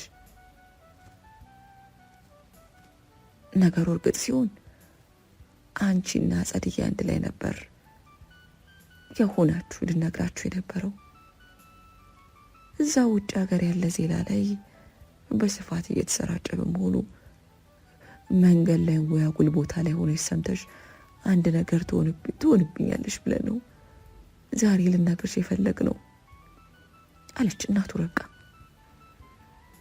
ናፍቆት ከማታውቀው ሀገር ከማታውቀው ቋንቋ ተናጋሪ መሀል ገብታ ግራ የምትጋባ በሚመስል ሁኔታ ከመናገር አፏን በሱ ከፍት እንዳደረገች በዝምታ እንባ በሚያዘሙት አይኖቿ ሁሉንም በየተራ እያፈራረቀች ተመለከተቻቸው። ይኸውልሽ እንዲህ ራስሽ ተመልከችው ስትል ርብቃ ከሶሻል ሚዲያ ላይ ሴቭ የተደረጉ ምስሎችን ሰጠቻት። ናፍቆት በሚንቀጠቀጡ እጆቿ ተቀብላ ምስሉን ተጫነች። አንዲት የውጭ ሀገር ዜና አንባቢ የምታቀርበው ዜና ነበር። በቀይ ደመቅ ብሎና ጎላ ብሎ በእንግሊዝኛ ከተጻፈው ጽሑፍ ላይ አንድ አፓርትመንት በደረሰ ከፍተኛ የሚባል የእሳት አደጋ ምክንያት የ10 ሰዎች እልፈት እንዲሁም ወደ 30 የሚጠጉ ነዋሪዎች ላይ ከባድና ቀላል ጉዳት መድረሱ ተሰምቷል የሚል ነበር። ናፍቆት ካለማቋረጥ በዝምታ አንባ የሚፈሰውን አይኗን ከጽሑፉ መለስ አድርጋ ወደ ዜና አንባቢው ያደረገች። ከሞቱት 10 ሰዎች መካከል የ8ቱ ማንነት ይፋ የሆነ ሲሆን የሞቱት ሰዎች እሳቱ የተነሳበት ክፍል የነበሩ ትውልደ አሜሪካውያን፣ ሜክሲኮውያንና 2 ሀበሻ እንደሆኑ ይገልጻል። ዜናው በየተራ ከምስሉ ላይ ስማቸው ማስፈር ጀመረ። ናፍቆት ድምጿ ጠፍቶ ልሳኗ ተዘግቶ የነበረው የፍቅሯን የልጅነቷን ዳግምን ምስል ስትመለከት ሰቅሰቅ ብላ ድምጿን ከፍ አድርጋ ማልቀስ ጀመረች። ርብቃና ስምዖን ወደ እቅፋቸው ጠጋ አድርገው ሊያባብሏትና ሊያረጋጓት ሞከሩ። ነገር ግን ቀላል ሊሆን አልቻለም። ስብራቷን መመልከቱ ሐዘኑንም መሸከሙ ከበድ ያለው ስምዖንም ብሎ አለቀሰ። ሁሉም ተላቀሱ፣ እንባ ተራጩ። ናፍቆት ካለችበት ሰመመን እንዴት መንቃት እንዳለባት ግራ ገብቷታል። ለወራቶች ስትወቅሱ የነበረው መልኩ ቀርቶ ድምፁ እንኳን በቅጡ መስማት ያልቻለችው ዳግም ህልፈተ ህይወቱን እንዲሁ በቀላሉ እሺ ብላ መቀበሉ ከብዷታል። ስሞንና ርብቃ ውጪ ካሉት የቅርብ ዘመዶቻቸውና የስሞን ጓደኞች አማካኝነት የደረሰው አደጋ ከፍተኛ በመሆኑ በአደጋው ምክንያት የሞቱት ሰዎች ማንነትን ለማወቅ በራሱ አስቸጋሪ ስለሆነ የተገኘው ቅሪታ አካላቸውን መላክ ባለመቻሉ ምንም አይነት ሬሳ ወደ ሀገር ቤት መላክ ሳይቻል ሬሳውን ማፈር ሳይቀምስ እርማቸውን አውጥተው እንዲጽናኑ ገልጸውላቸዋል። ከሞትም በላይ ከባድ ሞት የሆነባቸውን መሮ ተቀብለው ኧረ እንደው የልጄን ድምፅ አሰሙኝ የምትለዋን እናቱ መርዶን ለማርዳት መሰናዳት ጀመሩ። አጸደ ቀደም ብላ ከምትኖርበት ሰፈር ተነስታ ባለ 1 ክፍል ኮንዶሚኒየም ነዋሪ እንደመሆኗ መጠን ከሰው ብዙ ያልተግባባች ብቸኛና ምስኪን ጡረተኛ ነበረች። ገና ለመላመድ በጅምሩ የያዘችውን ሰፈር መርዶ ማርዳቷ ልዋጥላሽ ያላት ርብቃ እንደ ነገሩ ደልላ አጸደን ወደ እሷ ቤት ቀረብ አረገቻት። ማውራትም ሆነ ቃላትን ማውጣት የተሳናት ናፍቆት እሷን ደገፍ አድርገው አጸደ ከማታያት ቦታ ደበቅ አረጓት። ንጋት 12 ሰዓት ላይ ምስኪኑ አጸደ የለቅሶ ድምፅ በቤት ተሰማ። ልጄን በሚል አሳሰኝ የለቅሶ ሙሾ ተሞላ። ካለ ሬሳ በታሳቢነት በነ ርብቃ አገዛ አማካኝነት ፉካ ቤት ተከፈተለት። የሚያለቅሱበት የሚሸፍኑለት አንዳች ሬሳ በጀርባቸው ሳይኖር በለቅሶና በፎቶ አጅበው ከመቃብር ስፍራ ደረሱ። በዚህ ዓመተ ምህረት ከእናትና አባቱ ተወልዶ በዚህ ዓመተ ምህረት አረፈ ተብሎ እንደ ቀልድ አካሉ የሌለበት ፉካ ላይ ስሙ አረፈ። እናት ልጅ በድን ሆኑ። የመጣባቸው ውርጅብኝ የሚሸከሙበት አቅምን አጡ። ይብላኝ ለቦታው እየተባለ ለቅሶ ቤት እንባው ቀርቶ ወሬው ተተካ። አጽናኙ እድምተኛው አንድ ባንድ ሄደ። ሁሉም ወደ የቤቱ ተበታተነ። ሀዘኑ ውስጥ ጠልቆ የሚገባ ያን ሰዓት ነበር ወና ቤቱ እስከ ሟች ፎቶ ጋር መፋጠጥ። 40 እስኪወጣ ድረስ ናፍቆትና አጸደ በስሞንና ርብቃ ግፊት አማካኝነት እዛው እነስሞን ቤት ቆዩ። በህይወት ያለ ጥርሱን ነክሶን ቢሆን ህይወትን መቀጠል ያለ ነው። ናፍቆትና አጸደም ወደ ቤታቸው ተለያዩ። ናፍቆት አዲሱን ህይወት ሀብላ ጀመረች። ቀድሞውኑ ቆሌ ራቀ ህይወቷ አሁን ላይ ይበልጥ ባዶ ሆና ሲሆን ተሰማት። ድፍን ያለ ጥቁር ለብሳ ሀዘኑ ካካላይ ገጽታው አልፎ ውስጧ ሰርስሮ ገብቶ ነበር። አጸድ ተይ እንጂ የልጅን ሀዘን ማንም ያውቀዋል። ለእኔም እኮ ልጄ ነው። ምንም በስጋ ባንዛመድም እኛ ቤት ልብስ አጣቢ ሆነሽ ከገባሽበት ቀን እስሬ እየተከተለ አክስቴ እያለ ያደገም የኔ ልጅ ነበር አለች። እንባዋን ጠረግ አርጋ ከፊቷ ጸጉሯን የተላጨችውን አጸድን እየተመለከተች ምን አልኩኝ ረብቅዬ? እኔ እኮ ወፍ ዘራሽ ነበር መባለው። ምን ዘመድ አለኝና ልጄ ቢያድግ ከልጅሽ እኩል አሳድገሽ ቢመረቅ አስመረቀሽ ባይሆን አለችም በሆን ከፊቷ ግጥም ብሎ በሰርጉ ፋንታ ሽኝቱን ደገሽ። አዎ አንቺም ለሱ እውነተኛ እናቱ ነሽ። ታዲያ ሌላ ቀን ቃል ወጣኝ አለች አጸደ። እሷም ጠንከር ብላ ከፊቷ እያነባች የምትመለከታትን ርብቃ ልታጠነክር እየሞከረች እንደ ቀልድ እኮ 2 ዓመቱ መጣ። 2 ዓመት ሙሉ የልጄን ስም ካለ ረፍት እየጠራው አለቀስኩ። ልጄ ሆይ ጠራ እያልኩ ጮህ። ነገር ግን ጊዜ አይደለም። ፈጣሪ ወደደውን ነው የሚያደርግ ርብቅዬ። እኔም ቀሪ ዘመኔን በሐዘን ልቤን ሞልቼ የፈጣሪን ስራ እያማረርኩ በሞትን አልፈለኩም። አይኔ እንደሆን ደክሟል ታውቂያለሽ። እንደ ጥሩ ልብስ ማጠቡም ሆነ ነጠላ መቃጨቱ አልሄድልሽ ብሎኛል። እኔ አለው ኮንዶሚኒየም ስደርስሽ የራሴ የምትዩ ጽድት ያለ ቤት ውስጥ መግባቱን ዓለም ነው ብዬን ይለቀኩሽ። ታዲያውን ወደ እኔ ብትቀርቢ ምን ችግር አለው አጸድዬ? እዚህ ቀውላላ ቤት ውስጥ ብቻሽን እኛ ጋር ለምን አትመጪም? እኛ ጋር እኔና ስሞን ብቻ ነን አለች ርብቃ። አጸድን ለማሳመን እየጣረሽ ነው። ከፈጣሪ በቅሪ ማለት ልክ አይደለም፣ ግን ትንሽ እዚህ ቆይ በሐዘን ተገፍተሽ ራስሽን አታርቂ፣ አትጉጂ ብቻሽን አለች ከተል ብላ። ርብቅዬ ሀሳብ አይግባሽ፣ ብገባም ወደ ቤቴ ነው፣ ወደ ፈጣሪ ቤት ነው፣ አታስቡ።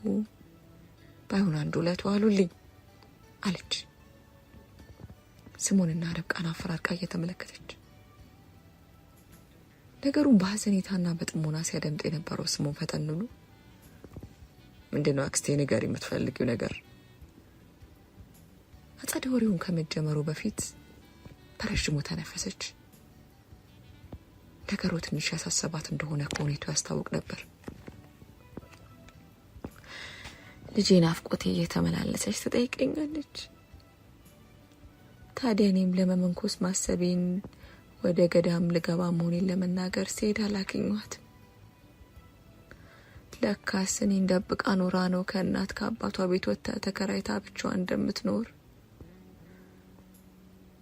ቤተሰቦቿም የሷ ነገር ግራ ግብት እንዳላቸው ነው ነገሩኝ። እናም ይሄን ከሰማሁ በኋላ ጓደኛዋን ሄርሜላን አስከትዬ ካለችበት ሄድኩ። ልጄ አለች በዓይኗን ግጥም አድርጎ። እሷም ለእኔ ልጅ ናት። ሳያት ልቤ ተሰበረ። ከስታ ጠቁራለች። የምትኖርበት አነስ ያለች ክፍል ሰው የሚኖርበት እንኳን አይመስለኝም። እህል እንኳን ባፏ የምታረቅ አይነት አትመስልም። ሐዘን ከወለደች እናት በላይ አይሆንም ብዬ ተቆጣዋት። ከሞተ ጋር አብሮ መቀበር የለ፣ የራስሽን ህይወት ኑሪ፣ ሴት ልጅ ነሽ፣ የአዲስ ሰው ታዋቂ አግቢው ልጅ ብዬ ገሰስኳት። ነገር ግን ምንም ምላሽ ሳትሰጠኝ በለቅሶ ብቻ ነበር ያደመጠችኝ። ጓደኛዋ ሄርሜላ ኑሮ ከአዲስ ዳር ጋር ክብድ ብሏት እንጂ እሷን ካለችበት ሁኔታ ለማላቀቅ እየጣረች መሆኑን የነገረች።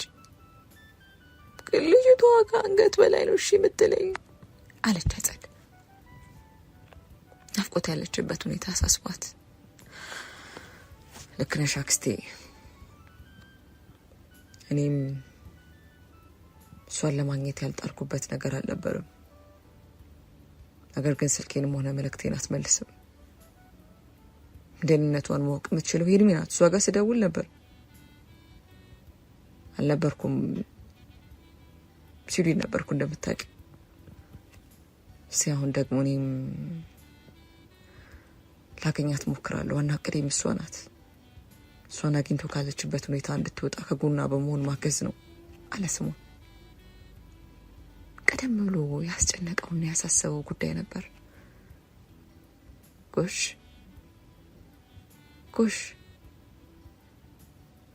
እኔም የሚያሳስበኝ ጉዳይ ነበር። ተባረክ። ስሞና ርብቃ አጸደን ወደ አዲሱ ቤቷ ወደ ፈጣሪዋ ሸኟት።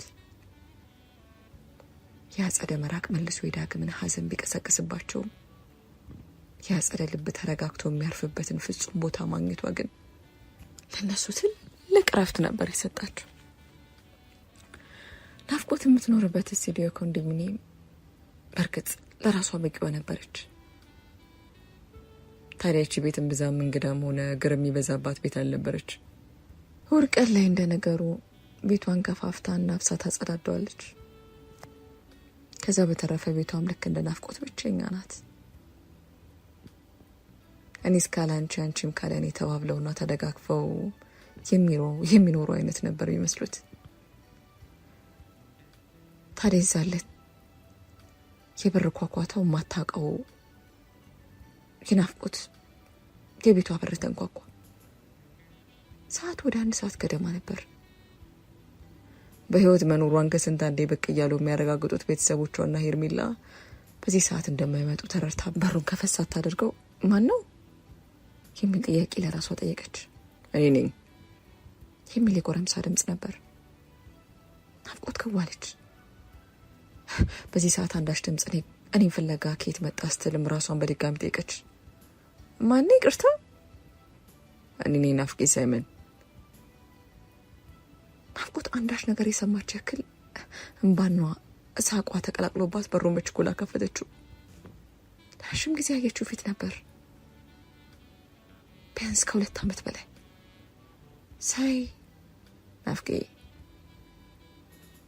ናፍቆት በድጋሚ አዲስ ሀዘን እንዳለበት ሰው እቅፍ ውስጥ ሽቅ እንዳለ ስቅስቅ ብላ ለቀሰች። እጅ አርፎባት ለማንኳኳት የበቃችው ናፍቆት የቤት በር እንደተከፈተ ናፍቆትና ስሞን ባሉበት እንደተቃቀፉ ትንሽ ደቂቃዎችን አስቆጠሩ። ናፍቆት ወደ ራሷ መለስ ስትል ወደ ውስጥ እንዲገባ ጋበዘችው። ስሞን ናፍቆትን ትንሿን ቤት እየቃኘ ወደ ውስጥ ዘለቀ። እንግዲህ ሳይመን መቀመጫ ሶፋ እንኳን የለኝም። አልጋውን ግን ጠዋት ንጹህ ነው አረጋገፈ አጣጥፈው ለሆን ማለት እባክህ ቁጭ በል ንጹህ ነው ስትል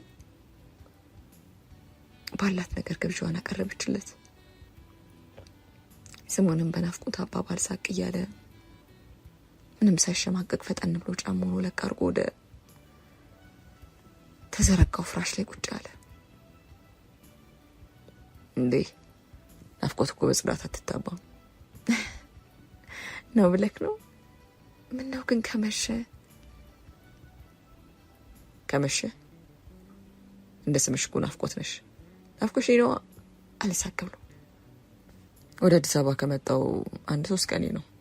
ታዲያ ሳላይሽ በመቆየቴ እረፍት አልተሰማኝም ነበር። ዛሬ ቅዳሜ ስለሆነ አይቼሽ ነገ ደግሞ ቁርስ አብረን መብላት ከቻልን ምናምን ብዬ ነው አስቤን የመጣሁት። እሺ ደስ ይለኛል። ሳይ ስሙ እንደ ነገሩ ከናፍቆት ጋር የባጤ ቋጡን ሲያወራ አምሽቶ ወደ ቤቷ አመራ። ስሙን ከናፍቆት ጋር ስለነበረ የቁርስ ቀጠሮ በጊዜ ነበር የተነሳው። ናፍቆት ተዘጋጅታ ሳትጨርስ በፊት ነበር ከተፍ ያለው። ናፍቆት ከወትሮ ምንም ለየት ያለ ነገር ሳታደርግ የተለመደ ጥቁር በጥቁር ልብሷን አርጋ በቃለች። ጉዞ ወደ ደብረ ዘይት ነው አለች ናፍቆት ደንገጥ ብላ። ሳይ ቁርስ በልተን አብረን እንውላለን እኮ ነው ያልከኝ እኮ። እዛው በልተን እዛው ተዛንተን እንመለሳለን አለ ሳቅ ብሎ። ናፍቆት ነገሩን ተጭና ሻፋሪ ማለቱ ከብዷት በሽታ ነገሩን ተቀበለች። እሁድ እንደመሆኑና መንገዱ ክፍት እንደመሆኑ መጠን ብዙ ጊዜ ሲወስድባቸው ነበር ደብረ ዘይት ኩሪፍቱ የደረሱት። ናፍቆት ቀኗን እየተዝናናች እንድታሳልፍ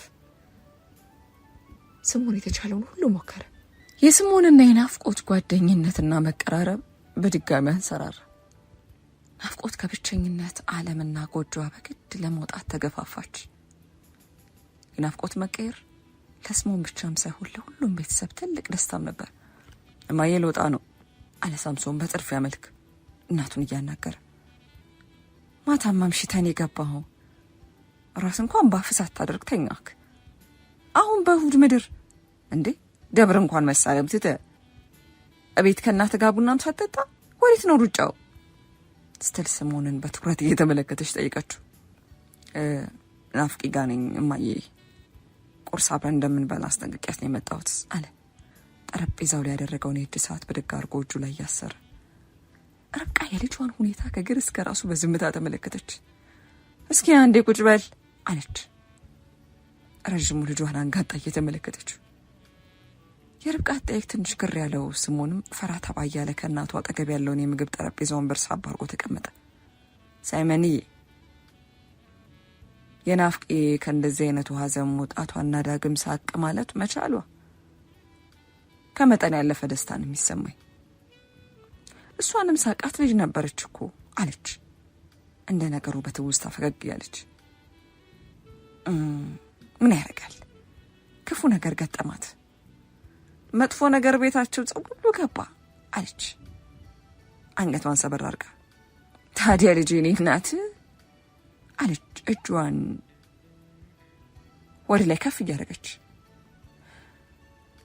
እንደ ጓደኛ ነኝ፣ እኔን መደበቅ ወይም አንተ ምትደብቀኝ ነገር እንደሌለ ነው ማስበው። ታዲያ ግን እቺን 6 ወር እያየሁት ያለው ጸባይ አልወደድኩትም። ማለት አልገባኝም ማየ አለ ስምዖን ፈጠን ብሎ። ልጄ ናፍቄንም እዚህ ይዘሃ ስትመጣ ሁኔታን በደንብ እያጤንኩት ነው። ለእሱ ያለ ነገር ወይም እሷን የምትመለከትበት አስተያየትን አልወደድኩትም አለች ድምጿን ከፍ። ምን የምታወሪው ማየ አለ በእናቱ ንግግር መሳቅም መርበትበትም ብዬ አቃጣው። ምን እንደማወራ ጠንቅቃ ታውቃለህ። ወንድ ልጅ ለሴት ልጅ የሆነ ልዩ ቦታ ሲኖረው ባይኑ ብቻ ያስታውቃል። አሁን አይደለም ከድሮም ነው። ነገር ግን ልብ ጥሩ ስለሆነ ልጅ ያንን ስሜት ቦታ ሰጥታ አልተመለከትከውም ነበር። አሁን ላይ ግን እስኪ ራስን በመስታወት ተመልከት። ነጋ ጠባ ወሬ ሁሉ ናፍቆት ነው። እሷ ወዳለችበት ትሮጣለህ፣ እሷ ዳግም በደስታ ፈገግ እንድትል መሬት ግርግዳውን ትሟጠጣለህ። እንዴት ነው ነገሩ ማዬ ሲል ድምፁን ከፍ አድርጎ ንግግሯን እንድታቆም አደረገ። በሁለቱ መካከል ለአፍታ ያክል ጸጥታ ሰፈነ። እማ አለ በጭንቀትና በህፍረት ጭንቅላቱን በእጁ እያሻሸ። እማ ምን ልበልሽ? እሺ እኔ ምን ልበል? ልክ እንዳልሆነ የሆነ የማይሆን ቅዠት እንደሆነ ውስጤ ያውቃል። ግን እሺ ምን ላድርግ? ስመለከታት ልቤ ይደነግጣል፣ ስቀርባት ይበልጥ ውስጤ ይረበሻል አለ። ለራሱ እንደ ምጭንቅ የሆነበት ስምዖን ደረቱን በእጆቿ ደግፎ እናቱ እንድትረዳው በሚመስል መልክ ለናፍቆት ያለውን ፍቅር በቃላት አውጥቶ ተናገረ። ተው ልጄ ተው አለች ሁለት እጆቿን ወደ ላይ አድርጋ ላለመስማት በሚመስል መልኩ። እሷ ያንተ አይደለችም፣ የወንድም ናት፣ የአብሮ አደግ ያክስት ልጅ ናት የዳግም። ስምዖን ነገሩን ከእናቱ አፍ ሲሰማ ትንሽ የተደናገጠ ይመስላል። እማዬ እባክሽ አለ። ለናፍቆት የተሰማው ስሜት ራሱን መልሶ ጸጸት ውስጥ ጨምሮታል። እሷ ለእኔ አይደለም የተፈጠረችው። አዎ ግን በሩቅ እመለከታታለሁ። በቃ ይህ ነው ለእኔ የተፈቀደው። ብቻ እሷ ደስተኛ ትሆን፣ ካስፈለገ ለሌላ ማለት ለሌላ ወንድ አሳልፌ እሰጣታለሁ። አዎ አለ ተስፋ በቆረጠ ስሜት። ስምዖን እናቱ ሌላ ቃል ሳትናገረው ከቤት ተነስቶ ወጣ። ቀደም ብሎ የነበረው ደስታና ጉጉት ጭልም ብሎ ሀሳብና ትካዜ ውስጥ ነው። ናፍቆት ከቤቷ እንደሚወስዳት ቃል በገባላት መሰረት ወደ ቤቷ አቅጣጫውን አስተካክሎ መንዳት ጀመረ። ምናልባት ዛሬ ከናፍቆት ጋር የሚኖረው ብቸኛ ቆይታው፣ ምናልባትም እሷን ለሌላ አሳልፎ ስለመስጠት እያሰበ ውስጡ ሊረበሽ ይችላል። ናፍቆት ከወትሮ ቀደም ብላ ተዘጋጅታ የኮንዶሚኒየም ግቢ ውስጥ ቆማ ጠበቀች። ልክ እንደ ጠዋት ፀሐይ ፈገግታዋ ከሩቅ ያበራ ነበር። ስምዖንም ገና ከርቀት ሲመለከታት አንዳች ሀዘንና ደስታ ውስጡን ባንድ ያደበላለቀው። ናፍቆት ከወትሮ ለየት ብላ ነበር። ላዩ ላይ የተለመደ የሀዘን ጥቁር ልብስና ድቅድቅ ጨለማ አልነበረም። ስምዖን ደንገጥ አለ። ናፍቆትን አዲስ ለውጥ መመልከት ለሱ ከልክ ያለፈ ደስታ የሚሰጠውም ዛሬን ሊሰናበታት ላቀደው እቅድ ከባድ እንቅፋት ሊሆንበት እንደሚችል ተሰማው። የናፍቆትና የስምዖን ቆይታ ከሌላው ጊዜ ለየት ያለና ቀስቀስ ያለ ነበር። የተረበሸው የስሞን ስሜት ናፍቆትን ግራ አጋብቷት ነበር። ሳይመን ችግር አለ እንዴ አለች ስሞንን ላፍታ ከተመለከተችው በኋላ። ስሞን አይኗን እየተመለከተ ምላሽ በመስጠት ገብዶት እንደ ነገሩ አይደለም በማለት በምልክት አይነት ጭንቅላቱን ነቀነቀናት። ናፍቆት ላፍታ በዝምታ ተመለከተችው። አይታበት የማታውቀውን የመረበሽና የመቁነጥነጥ ስሜት ይስተዋልበት ነበር። ሳይ አለች። ናፍቆት አለ። ሁኔታው ከሱም አልፎ ናፍቆትን እየረበሻት መሆኑን ተገንዝቦ አይኖቹን ትክ ብሎ ሲመለከቱ አንዳች ስሜት ውስጡን ሲወረው ተሰማው። የናፍቆት እይታ ቀጣይ የሚመጣው የስሞንን ንግግር በጉጉት የሚጠባበቅ ይመስላል። ተመልሼ ለስራ ወደ ስዊድን ሊሄድ ነው አለ። እንደገና ብዙ ትቆያለህ? መመለስ አይመስለኝም። ናፍቆት ስሞን የተናገረው ንግግር ከሐዘኗ ስሜት ወጣ አርጓት በድንጋጤና ግራ በተጋባ ሁኔታ ላፍታ ተክብላ ተመለከተች። ቆይ አለች እጆቿን ከፍ አርጋ። እስከ ትላንት ስለዚህ ወሬ ምንም የሰማሁት ነገር የለም። ቢያንስ የሆነች ጭምጭምታ እንኳን አትሰጠኝም ነበር? ዛሬ ብድግ ብለህ ስዊድን ልመለስ ነው ማለት ምን ማለት ነው? እንደዛ ነው አለ ስሜቱን ለመደበቅ እየታገለ። አላምንህም፣ ይህን እስኪ ሳይ አለች። የሚቁነጠነጠው ስሞን አይኗን እያየ እንዲመለከታት እየጠየቀችው።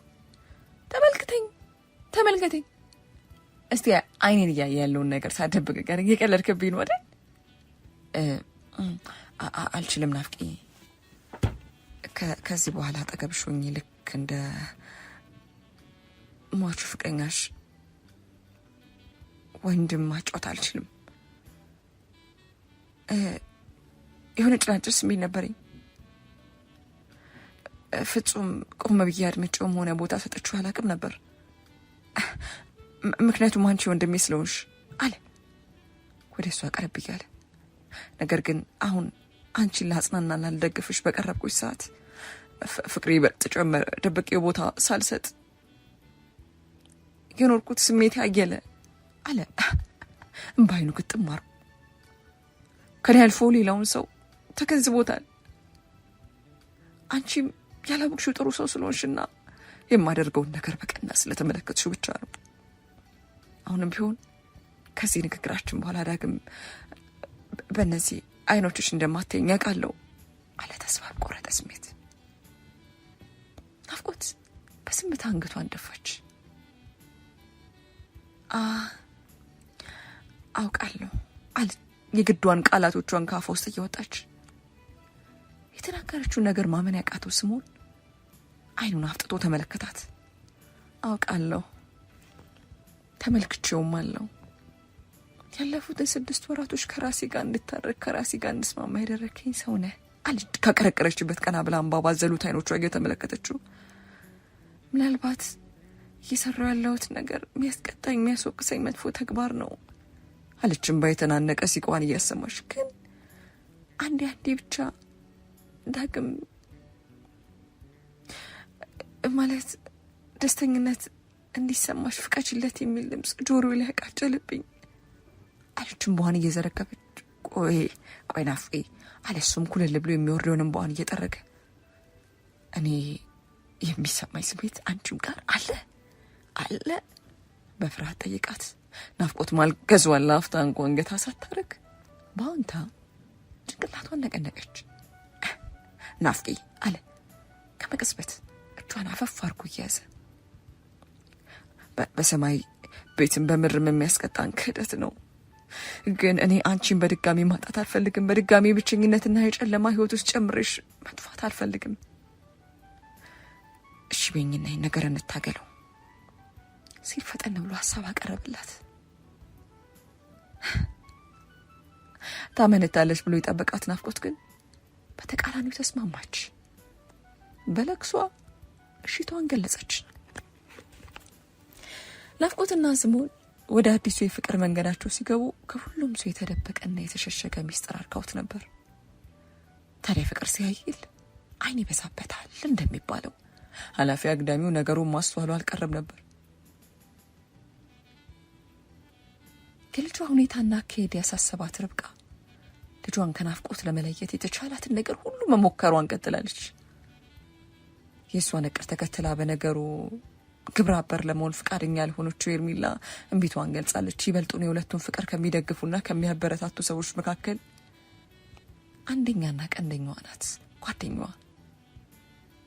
ይህ ሁሉ ስም እና ቸል በተባለ ቁጥር ስር እየሰደደ መቋጫ እንደሌለው የገባት ርብቃ ሁኔታውን እስከ ጫፍ ለመዋጋት አጸደ ከገባችበት ገዳም ፍለጋ ቀናች።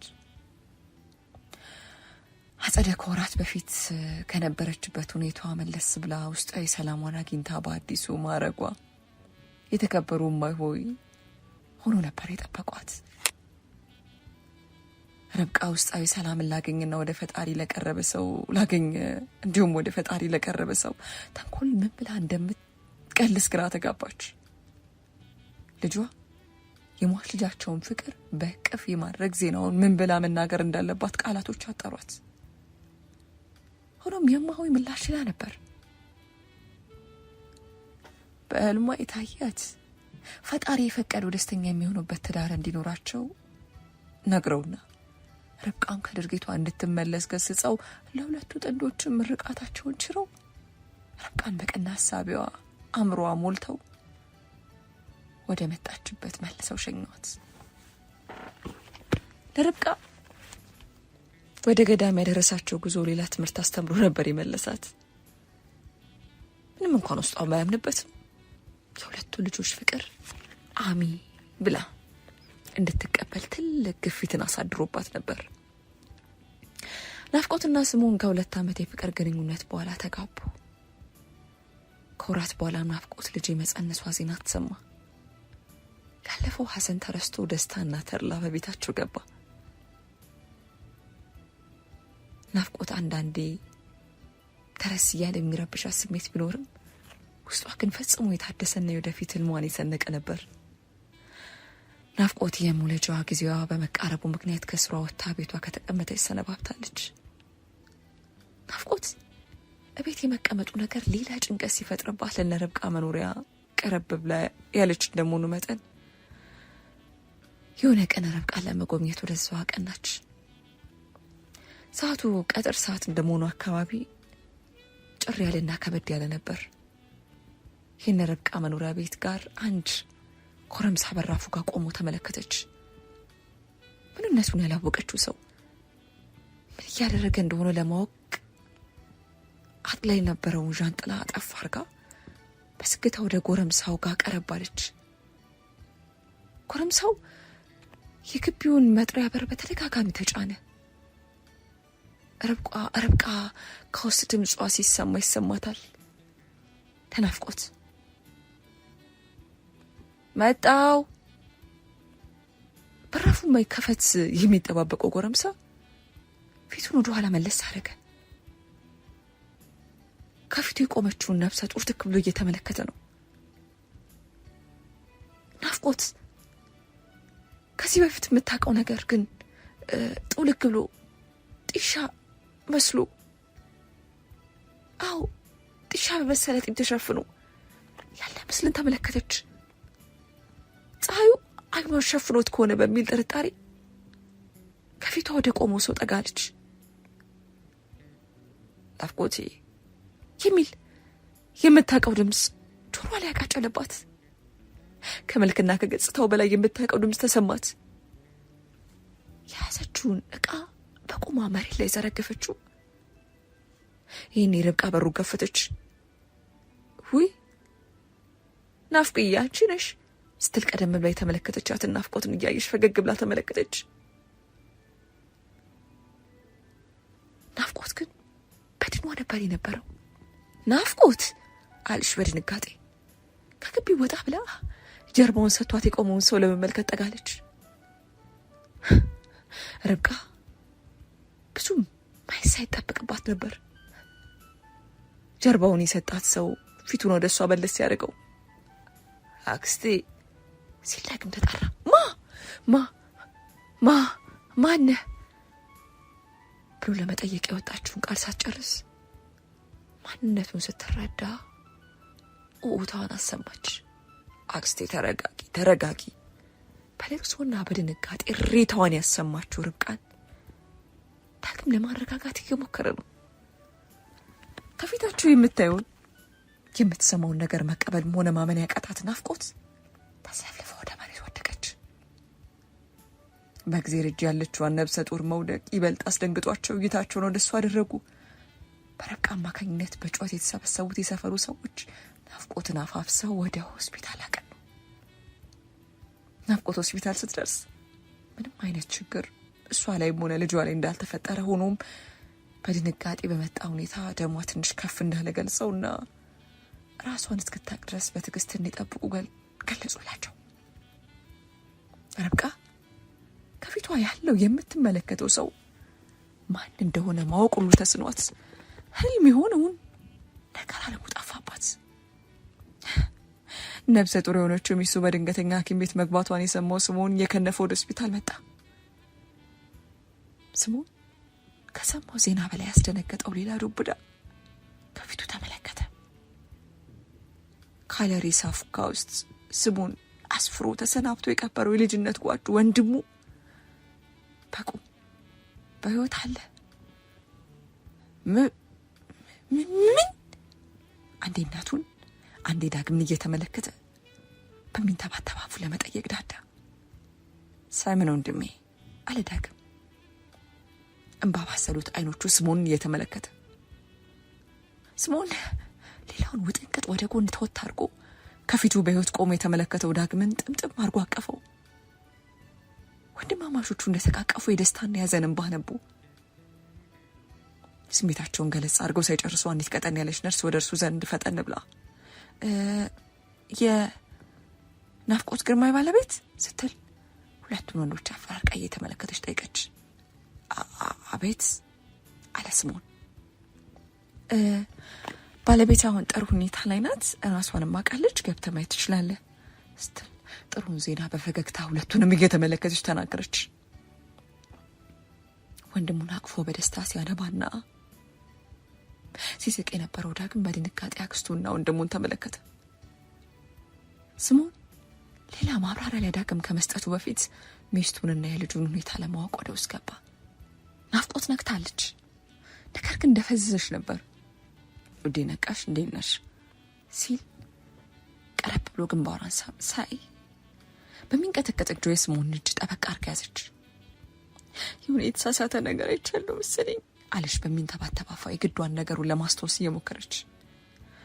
ተረጋጊ፣ መጀመሪያ ልክ ነሽ፣ ስህተት አይደለም። ዳግም እንዴት ተመለከትሽው?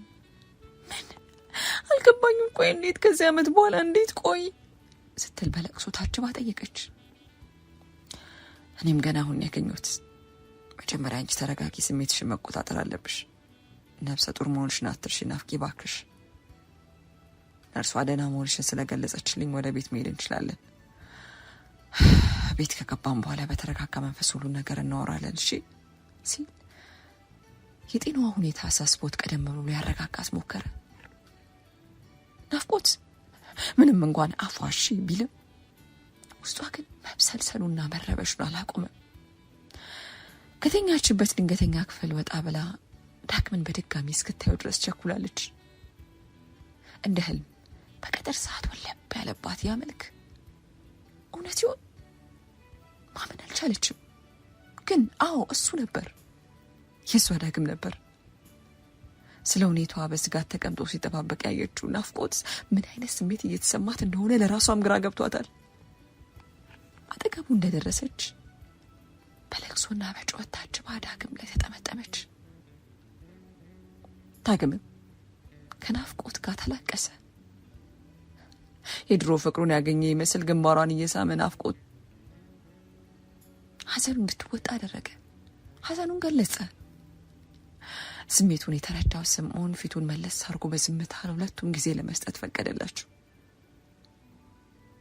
ወደ ቤት የነበረው ጉዟቸው ጸጥታ የሰፈነበትና ስሜት የሚረብሽ አይነት ነበር። መኪናውን ሲያሽከረክር የነበረው ስምዖን ከኋላ ወንበር እንደተቃቀፉ የተቀመጡትን ዳግምና ናፍቆትን ሰረቅ እያደረገ መመልከቱ አልቀረም ነበር። ቤት እንደደረሱ ዳግም ከወንድሙ ጋር ተጫውቶ ቦርቆ ወዳደገበት ቤት በእንባና ስሜታዊ በሆነ ሁኔታ ነበር ወደ ውስጥ የዘለቀው። ከተውስታዎቹ ባሻገር ስሜቱን ቆንጣጥ ያደረጉት ከሰፊው ሳሎን ላይ በየቦታው የተሰቀሉት የቤተሰብና የናፍቆት የስሙን የሰርግ ፎቶዎች ነበሩ። ነገሮች ካሰቡ በላይ እንደተቀያየሩ ተረዳ። ምንም አይነት ቃል ሳይወጣ ሶፋው ላይ አረፍ አለ። ከትንሽ የናፍቆት መገላለጽ በኋላ ስምዖን ዳግምን ትክ ብሎ ተመለከተው። ዳጊ ምንድን ነው የተፈጠረው? እባክህ አልሞትክም አለክ? የት ነበርክ? አስመሞት ለምን በውሸት ተነገረን? ለምን? ዳግም ምላሹን ከመስጠቱ በፊት አንገቱን ደፋ። ረጅም ነው ታሪኩ ወንድሜ፣ ምን ብዬ መጀመር እንዳለብኝ እንጃ አለ። ፊቱ ላይ ቁጭትና ሐዘን ይነበብ ነበር። ከመጀመሪያው ጀምርልን እባክህ አለች ናፍቆት።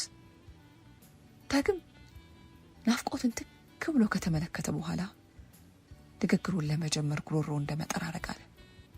በቅድሚያ ይቅርታ አለ፣ ሁሉንም አፈራርቆ እየተመለከተ። ያደረስኩባችሁ ሐዘንና ስቃይ ከልቤ ይቅርታ። እዚህ መረቃችሁ ይላካችሁን ተስፋችሁን ይጣላችሁብኝ ዳግም አልነበርኩም አለ በቁጭት ከንፈሩን እየመጠጠ። እኔን የዘጋኝ ሰሞን ላይ የተፈጠረ ነገር ነበር አለች ናፍቆት። ትክክል አለ ዳግም በናፍቆት ጥያቄ መስማማቱን ለመግለጽ ጭንቅላቱን እየነቀነቀ። ቅርበኝ ናፍቆት፣ ቃልሽን በልቻለሁ፣ ታማኝነቴን አጥፌያለሁ አለ በፍርሃት እጆቹን እየፈተለ። በጊዜው የተዋወቅኳቸው አዳዲስ ጓደኞች ነበሩኝ። ግማሹ እንደኔ ጥገኛ ወረቀት አልባ፣ አንዳንዶቹ ደግሞ ወንጀለኛም ጭምር ነበሩ። ሆኖም በአቋራጭ የመኖሪያ ፍቃዴን ሆነ ገንዘብ ማካበት የምችልበት መንገድ እንዳለ ሲነግሩኝ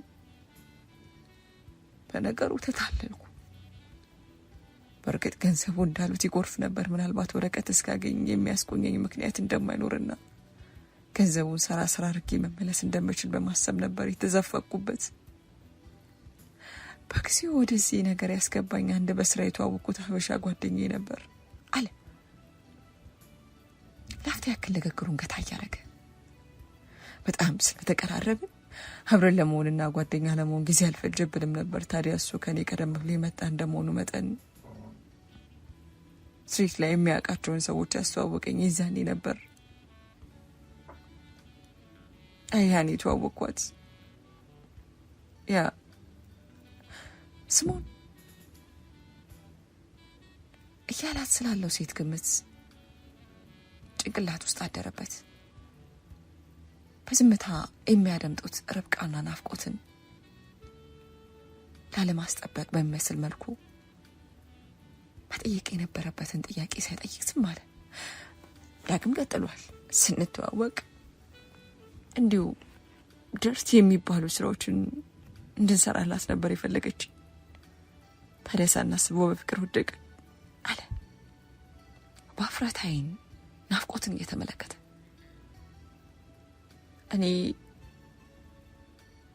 በነገሩና ባለ ስሜት እየተወሳከብኩ ነበር። የእሷ ግን እርግጠኛ የሆነ ነበር።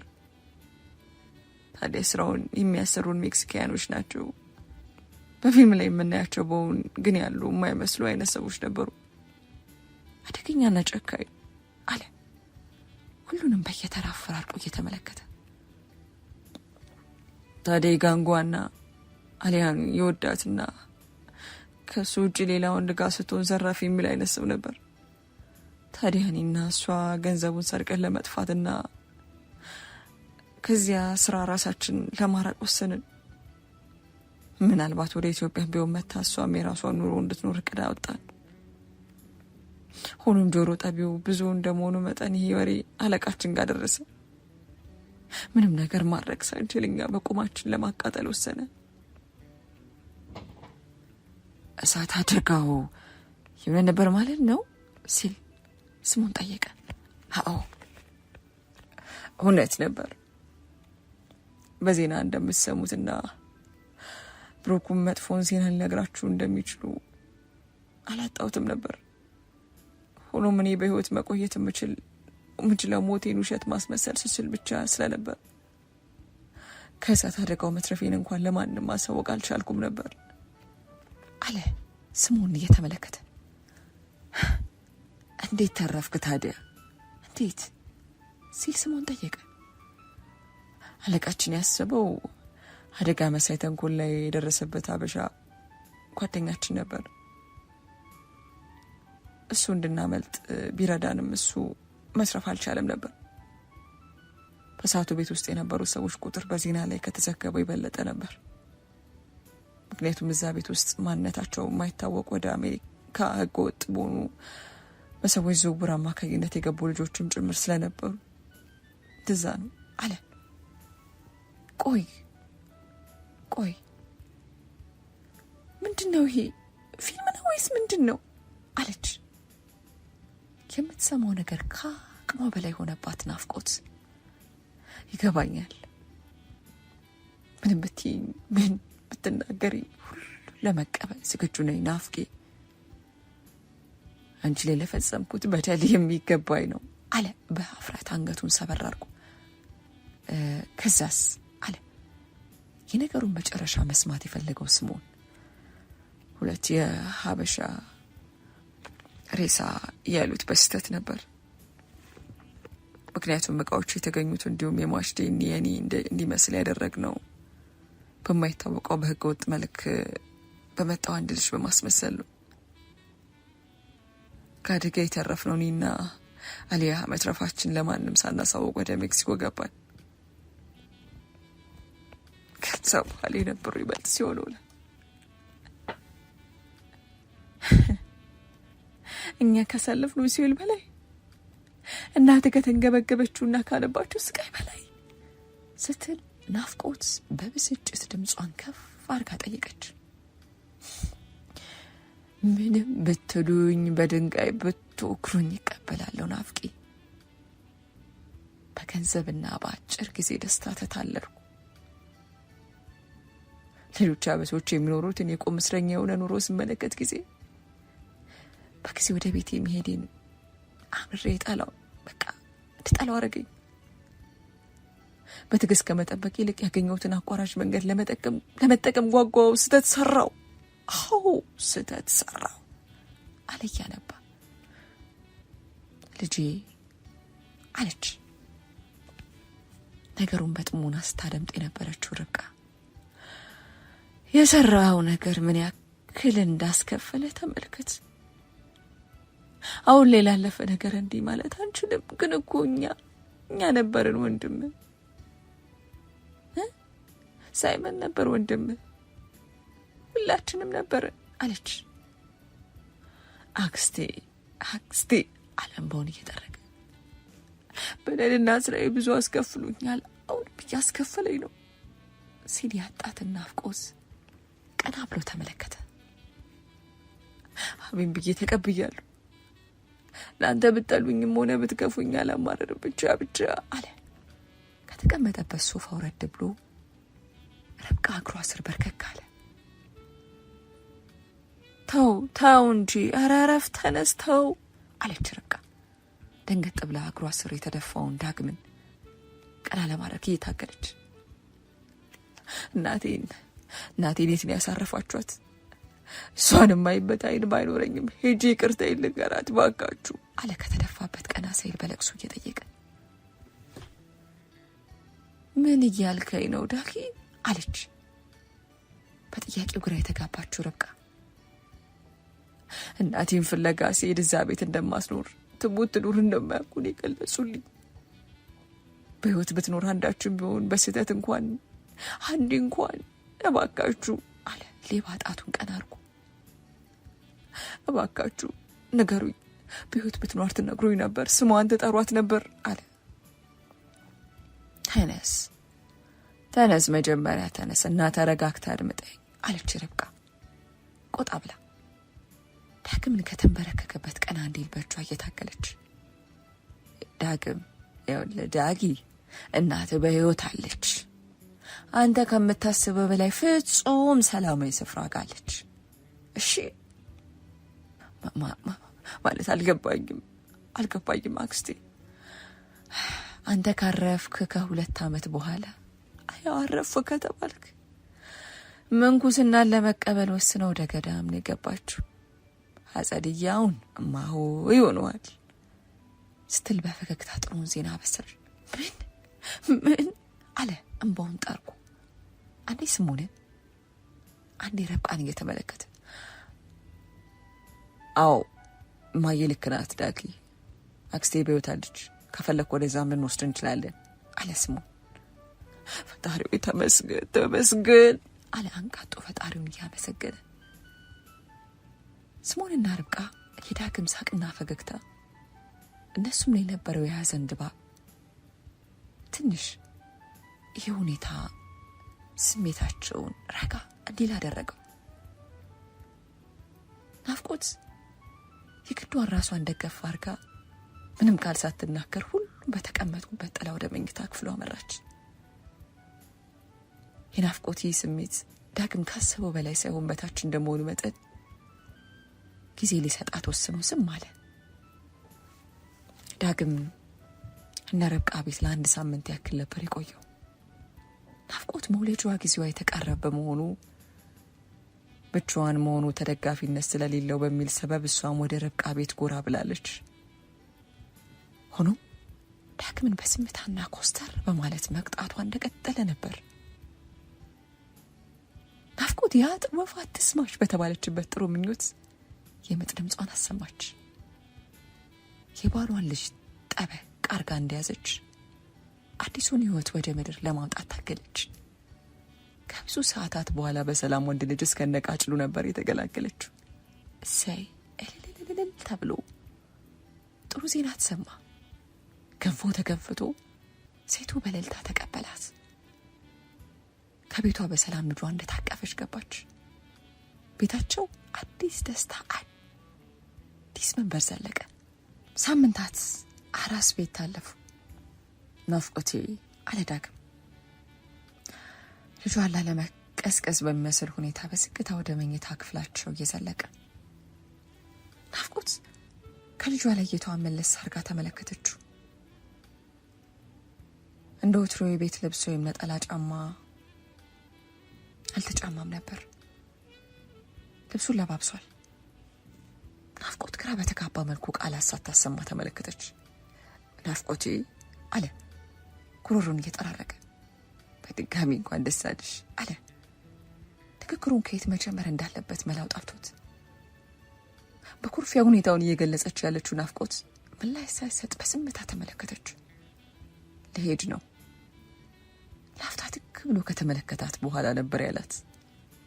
ወዴት አለች ናፍቆት ለሳምንታት ተዘግቶ የነበረው አንደበቷን ለቀቅ እያደረገችለት። ወደ እናቴ አለ ፈገግ እያለ። ናፍቆቴ አንቺ ላይ ለፈጸምኩት በደል ቅጣቴ ብዙ ነው። እዛ የተሰቃየሁባቸውን ቀናቶች፣ ወሮች፣ ዓመቶች በሙሉ አንቺን አሰብኩ። ስምሽን እየጠራው ይቅር በይኝ አልኩ። መጥቼ ያለሽበት ሁኔታ እስካይሸኩዬ ነበር። ያለቀሰችው ተጎሳቅሎ አይሆን እኔን እየዘከረችውን በሀሳብ ተወጥሬ ነበር። ሆነው አለ በፈገግታ እየተመለከታት። ከወንድሜ ከማምነው ከምተማመንበት ከሳይመን ጋር ማረፍሽን እሱ ላይ መሆንሽን ተረዳው። አልዋሽሽም፣ ከልቤ ነው ደስ ያለኝ አለ እጁን ደረቱ ላይ አኖረ። ምንም እንኳን የልጅነት የመጀመሪያ ፍቅርሽ መሆንም አንቺ የተፈጠረው የሆነውም ሳይመን ነው አለ ኩልል ብሎ ወረደውን እንባውን ጠረግ እያደረገ። ይቅር ላለለ በውስጥ የሚይ ነበር አለችም በኋላ ለመቆጣጠር እየታገለች። ውስጤ ሰብረዋል። ምናልባት ሳይመን ከስዊድን ሲመለስ እኔን ለማየት እኔን ለመርዳት ባያስብ ኖሮ አሁን ላይ ተኮሳኩዬ ጠቁሬ ጥላሸት መስዬ በአንተ ሐዘን ተጎድቼና ተሰብሬ ታገኘኝ ነበር አለች። ያሳለፈችውን እነዛን ከባድ ዓመታቶች በዓይነ ህሊናዋ እያሰበች አውቃለሁ ግን ፈጣሪ እንደኛ አይደለም አይደል ናፍቆቴ። በእኔ ያለቀሽ በሳይመን ግን ተካሽ። ምናልባት እኛ ነገሩን ለማሳካት ውጥን ለማበጀት ተፍጨትረን እንጂ እህልዋችን አልነበረም። እንጂ እህልዋ ሳይመን ነበር አለ። የነገሩን መጨረሻ አምኖና ተቀብሎ ፈገግ እያለ ልክ ነህ፣ ፈጣሪ መልካም ነው፣ ባነቡት አይኖቼ ደስታዬን ዓለሜን አሳየኝ አለች። ትክክል ናፍቆቴ፣ ብቻ ከልብሽ ይቅር ብያለሁ ብለሽ መልካም መንገድ ተመኝልኝ እባክሽ፣ መልካሙን ሁሉ እመኝልሃለሁ ስትል ከልብ በመነጨ ሁኔታ ፈገግ ብላ መልካም ምኞቷን ገለጸች። ስለ ሁሉም ነገር አመሰግናለሁ አለ ለመሄድ እያኮበኮበ። እዛ ሄደህ ምን ልታደርግ ነው አለች ናፍቆት። ነፍሴን ከፈጣሪ ጋር ላስታርቃት አገልጋይ ሆኜ ለመኖር አሰብኩ አለ። አይኖቹ ላይ ተስፋና አዲስ ጅማሬ ያነገበ ሁኔታ ይነበብበት ነበር። መልካም ናፍቆት ለመጨረሻ ጊዜ ዳግምን ለመሰናበት ወደ እቅፉ ተጠጋች። ሳቅ ያጀበውን በዋን ትከሻው ላይ ያነባችሁ። ዳግም ስሙን ነው ስሙ የልጄ አለች። ከእቅፏ መለስ እንዳለ ዳግም የተሰጠው ክብር ከአቅሙ በላይ ሆኖበት በደስታ በስምታ ናፍቆትን ላፍታ ተመለከታት። ቆንጆ ስምና የተባረከ ልጅ ይሁንልሽ ናፍቆቴ፣ መልካሙን ሁሉ እመኝልሻለሁ እሺ ሲል ዳግምም የመጨረሻውን ስንብቱን ለናፍቆት ገልጾ ወደ አዲስ ህይወቱ መንገዱን ጀመረ።